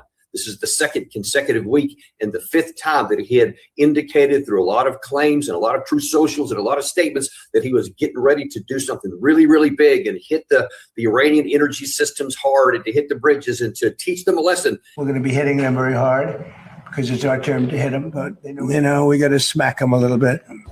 We'll be hitting them very hard. And, at some point they're going to say, we just can't take it anymore. And then he backs down again. This time, according to his Truth Social late on Saturday night, said the USA is locked and loaded to ready to go against the Republic of Iran at levels of military terror. I'm not sure why he's bragging about imposing terror, but strength and power not seen since World War II. Despite this, we have been asked by Iran and other Middle Eastern countries to hold off on any attack that the parameters of it, because the parameters of a deal has been agreed to. This would include the immediate, complete, and total opening of the Strait of Hormuz and an end to Iran's nuclear threat. I won't even waste your time to read the rest of that. We have this continuing pattern over and over. It's always referred to as the taco in parlance here. Anytime Trump so-called chickens out, etc., whatever, he changes his mind at the last minute. Now, listen, there are a lot of consequences to this kind of action here and a lot of ramifications, and none of it is good for America. In this episode here, we want to talk about what happened, why the attack didn't happen, and what's likely going to come next.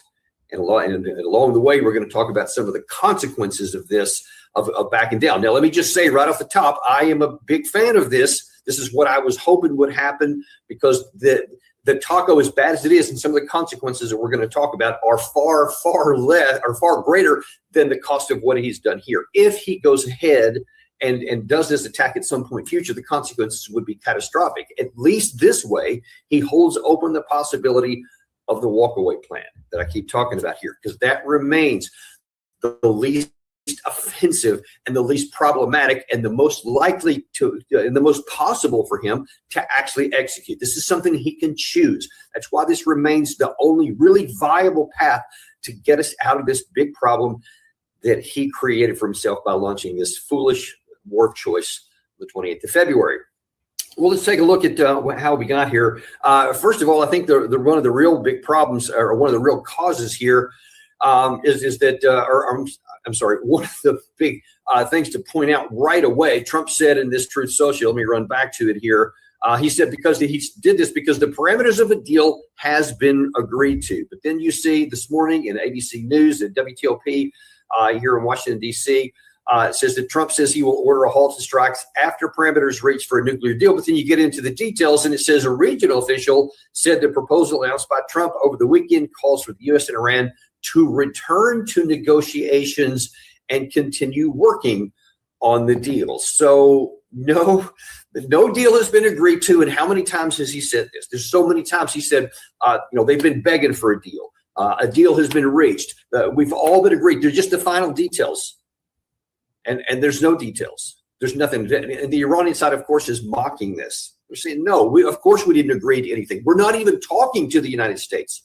At best, they're going through some mediators, because there are some back channel talks through intermediaries, but there is definitely not any talks, or there's most likely anyway, according to all parties, there are no direct talks between Iran and the United States. You cannot get to any kind of a deal, even an interim deal, even a partial deal, if you're not talking direct party to party. That's just how it works.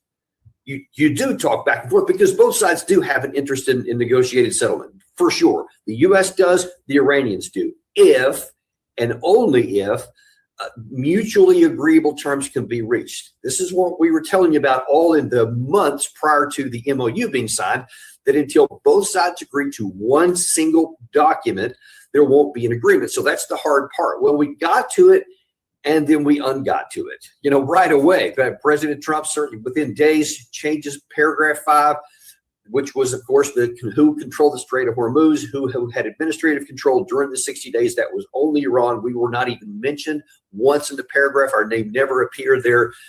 And then we tried to insert ourselves. And, of course, paragraph number 1 about Lebanon, that was never executed either. So we agreed to it, and that was a good start, but then we didn't do any of the stuff that has to happen next. Of course, we can go into releasing the energy sanctions on Iran, then we put them back on, releasing the frozen funds, which we never did, et cetera, and all kinds of other things. You can't even if you don't get past paragraph 1 or paragraph 5, then it's none of the rest of it even matters, regardless of anything else. Well, now then we're kind of back to that same situation again, until we can get to a place to where we can even have a minimum agreement, back to something like the MOU, where both sides agree to the terms, then there won't be a deal. And you've got to get some kind of a relatively modest agreement just to get back to the table in person. And as Professor Marandi talked about on our show this week, and I think you can see this echoed in the official statements by Iranian leaders, that now then the standards are higher. Now then they want to require more. It won't just be going back to, all right, we'll try the MOU one more time and see if the U.S. actually does its parts this time. That would be hard enough for President Trump. Politically, here in the United States, if he goes back to just the terms of the MOU, he'll come under withering criticism, both in his own party as well as the Democratic Party. But now the Iranian side is indicating that's not their entry position anymore. Now that it's going to be, you're going to add Hamas to the deal. Now, President Trump may have been trying to work some of that out by saying, hey, we're going to have this deal, this board of peace thing, that now then the war is going to be over in Hamas, and there's going to be disarmament and all this kind of stuff. But, let's see, I think I may even have one of these handy down here. The Iranian or the Israeli side is saying, yeah, about that. Senior minister says Israel not halting attacks in Gaza as 9 have been killed. This is overnight. This is just news of this morning. Some of this just minutes before we came on. Israel shared serious security concerns with the U.S. over Hamas disarmament deal. The prime minister's office said there. So they're not even on the same sheet of music. So that was another claim by President Trump that has no connection to anything in reality. So where then does that leave us right now? Let's continue on. Why did we even get to this? Now, it's one thing for the Iranian side to say something this is, here's our requirements. Well, I mean, they were always saying that too. But the question is, why did Trump not go through with it this time? Why did he do the taco? And I think one of the big reasons is because of the regional allies. Saudi Arabia calls on Trump to prioritize dialogue. This is a very pleasant sounding headline here. Other reporting is suggested that this was far from pleasant, and that there was either a pleading by the Mohammed bin Salman, the leader of Saudi Arabia, the crown prince. There were Qatar, Kuwait, the UAE. Apparently, all of the GCC countries were all telling Trump, "Don't do this," because we already know that the Iranian side, I think, not only was willing to, but was eager to have this go on. I do. I think that they were eager to have the United States attack because we know many of the hardliners, and now that's including the people of Iran, are saying, we're just tired of this, pretending diplomacy and you pulling the rug out from under us. This is not going to help, by the way, because this is yet another time where it's like, who's even in charge of the United States? Can any word be trusted that comes out of the mouth of the president of the United States? If he says he's going to make a deal, he pulls it back. If he says he's agreed to something, he pulls it back. If he says he's going to attack, he pulls that back. So literally, there's no basis to believe a single word from the president. So from the Iranian perspective, they're saying, why even bother? Why waste our time? Let's get on with it.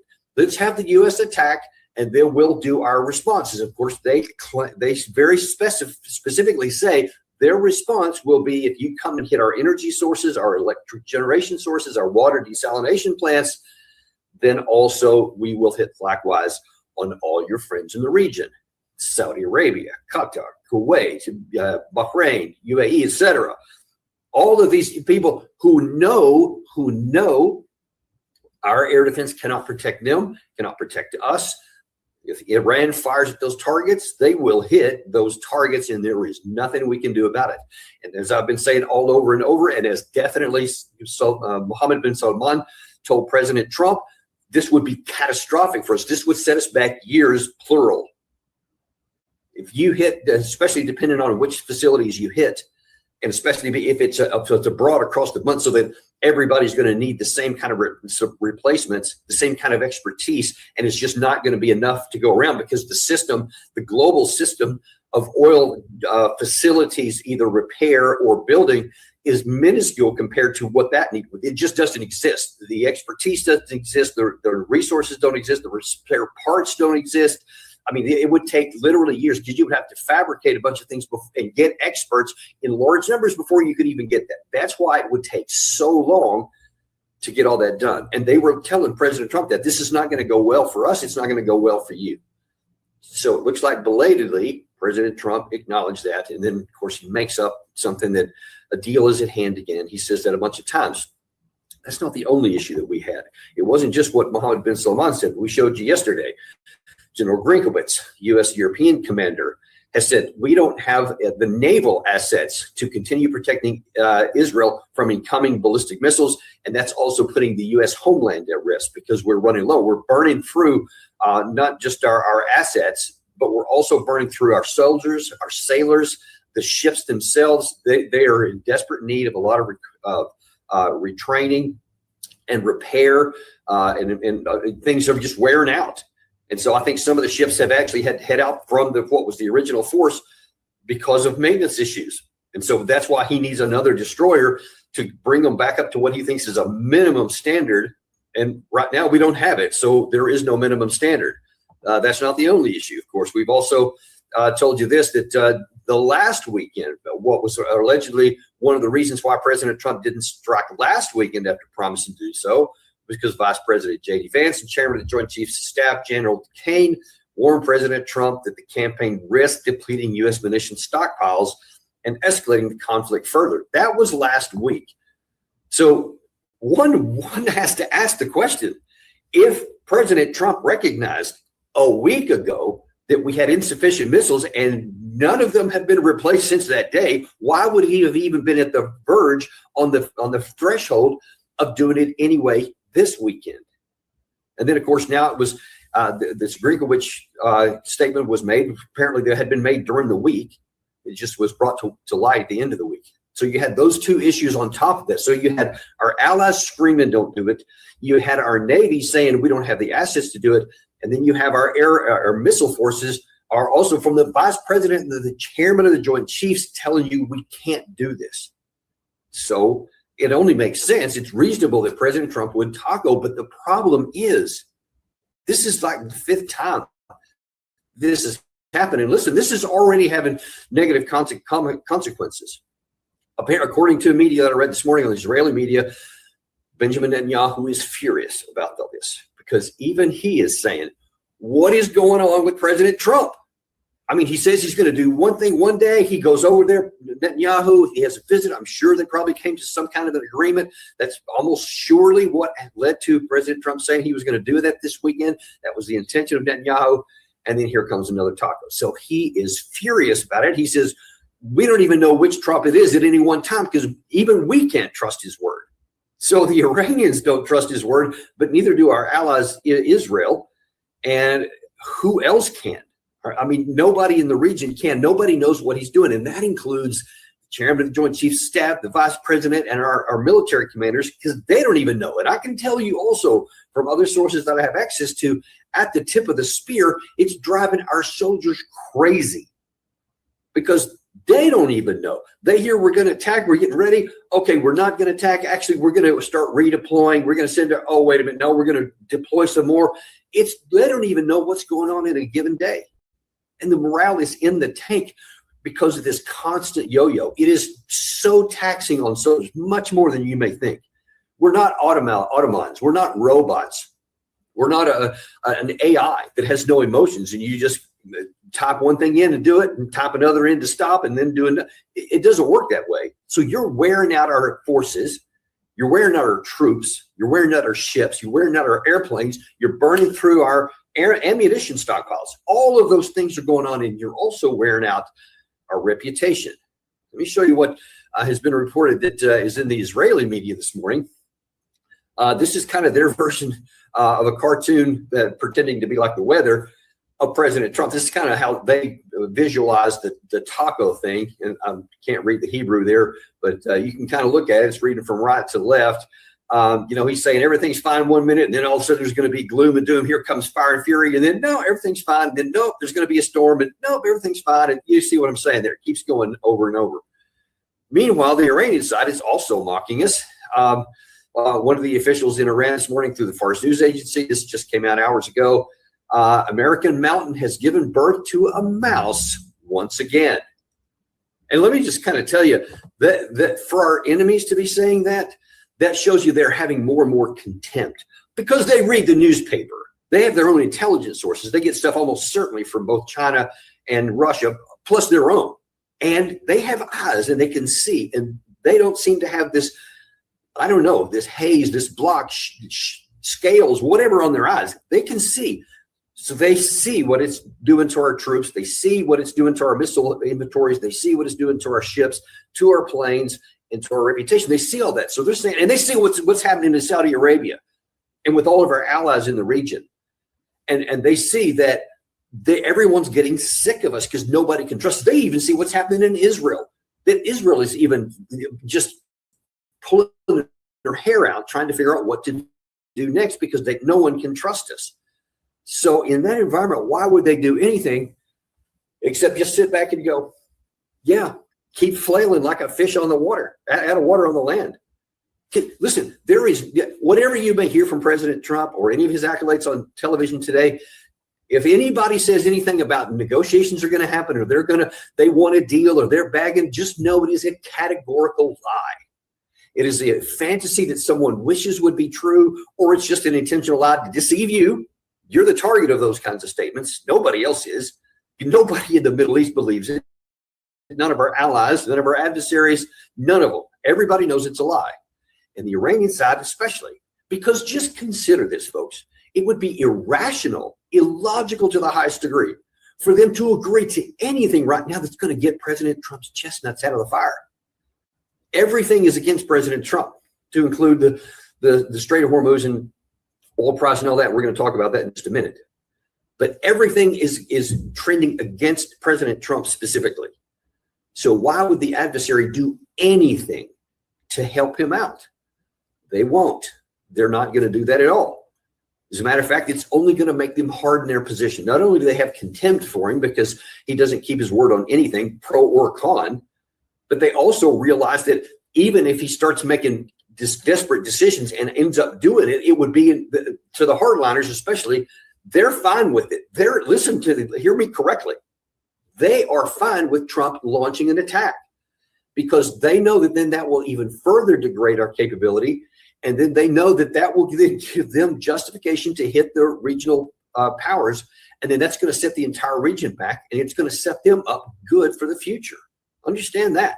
They have control of the Strait of Hormuz, and they will always have it. They are in no scenario in the foreseeable future are they going to give up control of the Strait of Hormuz. No one can force it from them, and they see what a powerful thing that is. If they then are, first of all, if they're the victims of an attack by Trump, and listen, it will cause a lot of trouble for Iran too. Because if Trump launches this, it's going to hit their oil facilities, their energy facilities. It's going to plunge them into darkness. It's going to make a whole lot of problems for electricity, for oil production, for oil refinement, all those kinds of things. It's going to cause a real problem there. But it's going to do the same thing for all the allies, except that they have better assets because they will have plenty of help from Russia. They'll have plenty of help from China and their own engineers. So all they have to worry about, and all their allies have to worry about, one set.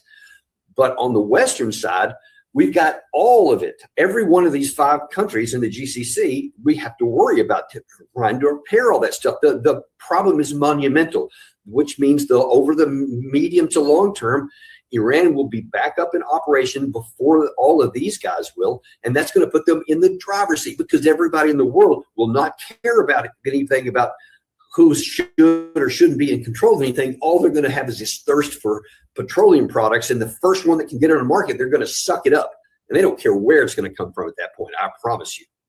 That's why Iran is in such a strong position, why they have no interest at all in having any kind of a deal. So that's putting President Trump in a real hard position. And look, even here at home, there's some people are recognizing. This is Professor Pape, who's been on our show before this morning. He put this out on X. He said it's been 5 times that Trump has threatened to obliterate Iran in days, only to taco. And he marks them out there in March. It's 48-hour deadline. In April, he was going to bomb them into the Stone Age. Then didn't do a ceasefire in June. He called off a strike hours before it was supposed to happen.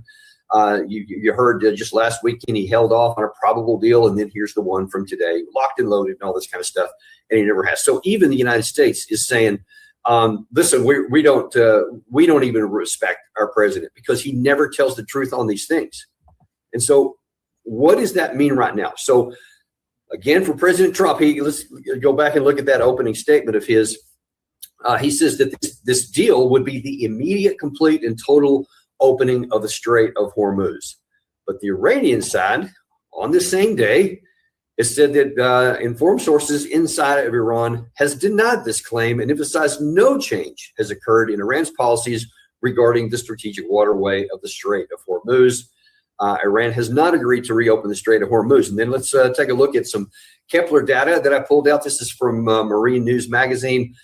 Supertanker volume over the last 24 hours has included exactly 2 VLCCs carrying oil.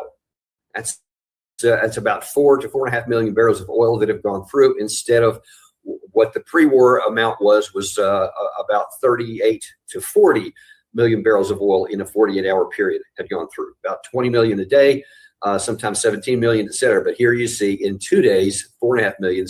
So the strait is virtually closed. It's not open. It's not going to be open. There's nothing we can do to force it to be open, or we would have already done it. All these threats, the actual attacks we've done, the 40 days, 2 months of a blockade, 13 days of strikes, and whatever we're in right now, none of it has forced it open. It's still, to this moment, is closed. And this threat didn't do anything except harden the resolve of the Iranian side. So what is that going to, where are we going from here? I mean, let's take a look. One of the best analysts out there is Danny Centrinowicz, an Israeli guy. I think he was former intelligence there. Has been one of the best, most sober, balanced analysts that I've seen throughout this war. He says last night's events, meaning the TACO, underscore a reality that is becoming increasingly difficult to ignore.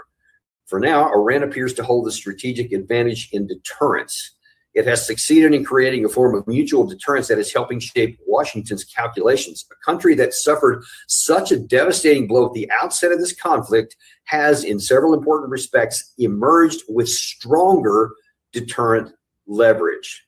President Trump may still decide to order military action, but the fact that Washington continues to hesitate suggests that it recognizes the risk of escalation and is not convinced that a broader campaign would compel Iran to back down. Well, yeah, of course he hasn't concluded that, because it can't be concluded. It's like saying, well, I haven't concluded that 2 + 2 = 4. We're looking at the situation. Yeah, it don't matter what you conclude. That's what 2 + 2 equals. You can acknowledge it now. You can acknowledge it later. You can never acknowledge it. It'll still be 4. That's just how it works. That's how this works. These fundamentals are in place and they have been demonstrated. You just can't undo what you see here. And President Trump has literally tried everything and it hasn't worked. So where does that leave him here? What does that leave for us to do? Because listen, to me, still the best, and that's I use that term loosely, maybe the least offensive way is the walkaway plan. I've been arguing this for months, even over the MOU. I thought, okay, if we follow the MOU, I guess that'll still work. So after all that pain and difficulty of since April the 9th, I think it was, when we had the ceasefire all the way through the blockade period and the MOU negotiations or whatever until we got to the MOU, I said the walkaway plan is the best because you don't have to worry about the other side. There's no negotiations. There's no agreement. You just declare whatever you want and you walk away. It would be a lie to say we won and it's going to take them decades to repair. There's some truth to some of that. It would certainly take them a long time to repair a lot of stuff. But the fact would be that we lost. But here's the thing. You can do that. And now, at the time the MOU was signed, I thought, all right, if we go by these 14 points and if we actually abide by them, that still gets him out. And if he wants to use that to be his version of a walkaway plan where he just declares those 14 points somehow in our interest and this is what I wanted all along, whatever. I mean, he could have said anything if he had just abided by it. But President Trump can't even stick to his own deal. That's the problem. If the MOU did offer a way out, and just imagine that was the 17th of June when he signed that. Today is August the 2nd. By now, the Strait of Hormuz, if he had just let the thing run, if he had just declared, yeah, this is what I wanted all along, this is a great victory for me, everyone would have, especially on the other side, would have said, you know, that's dumb and we lost or whatever. That's what they're going to do under any circumstances. But he can, obviously, he doesn't care about the truth, so he'll just keep declaring it, and eventually a lot of people will believe it. But anyway, when people see that the strait had been open and the flow of oil and of helium and aluminum and fertilizer and all that stuff had been coming out, no one would have cared, at least not in America. They're saying, fine, we got this deal squared away. The GCC countries, they wouldn't care what he said either, because then they would have started making money again.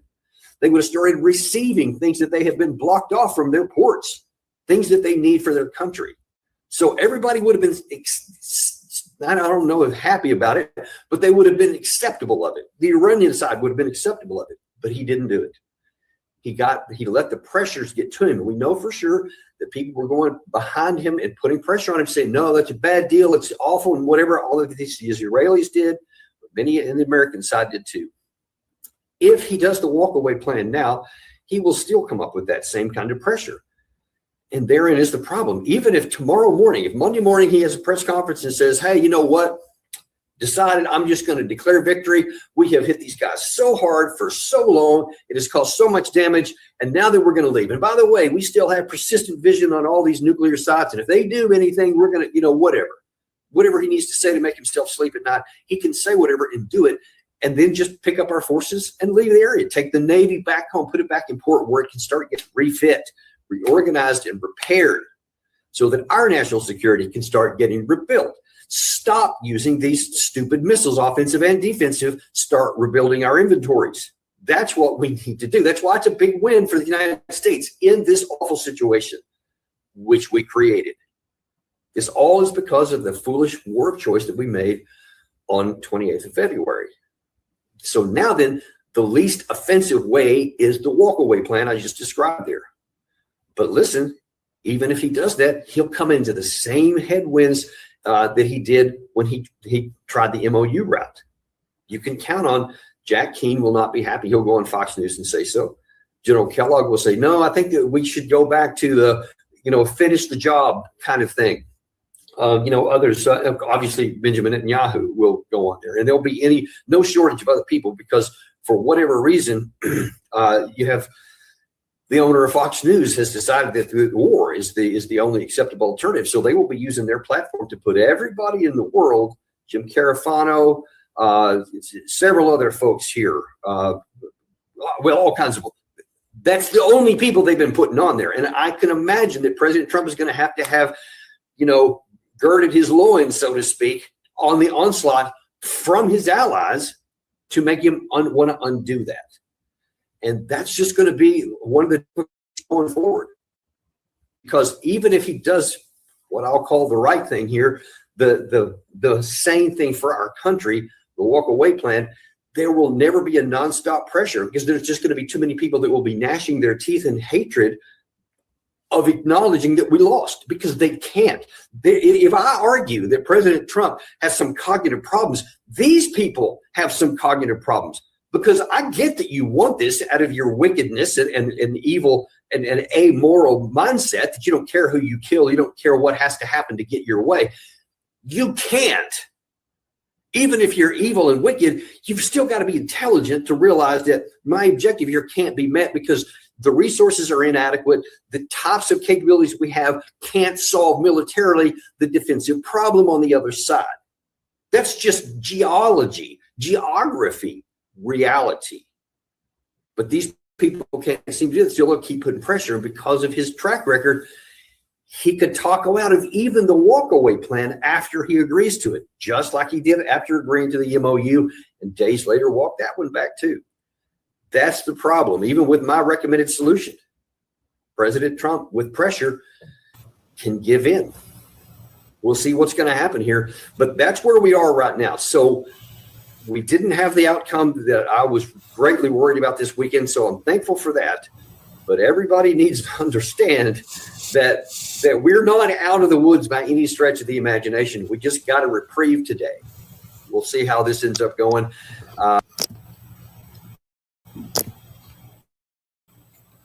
Coffee. Follow me.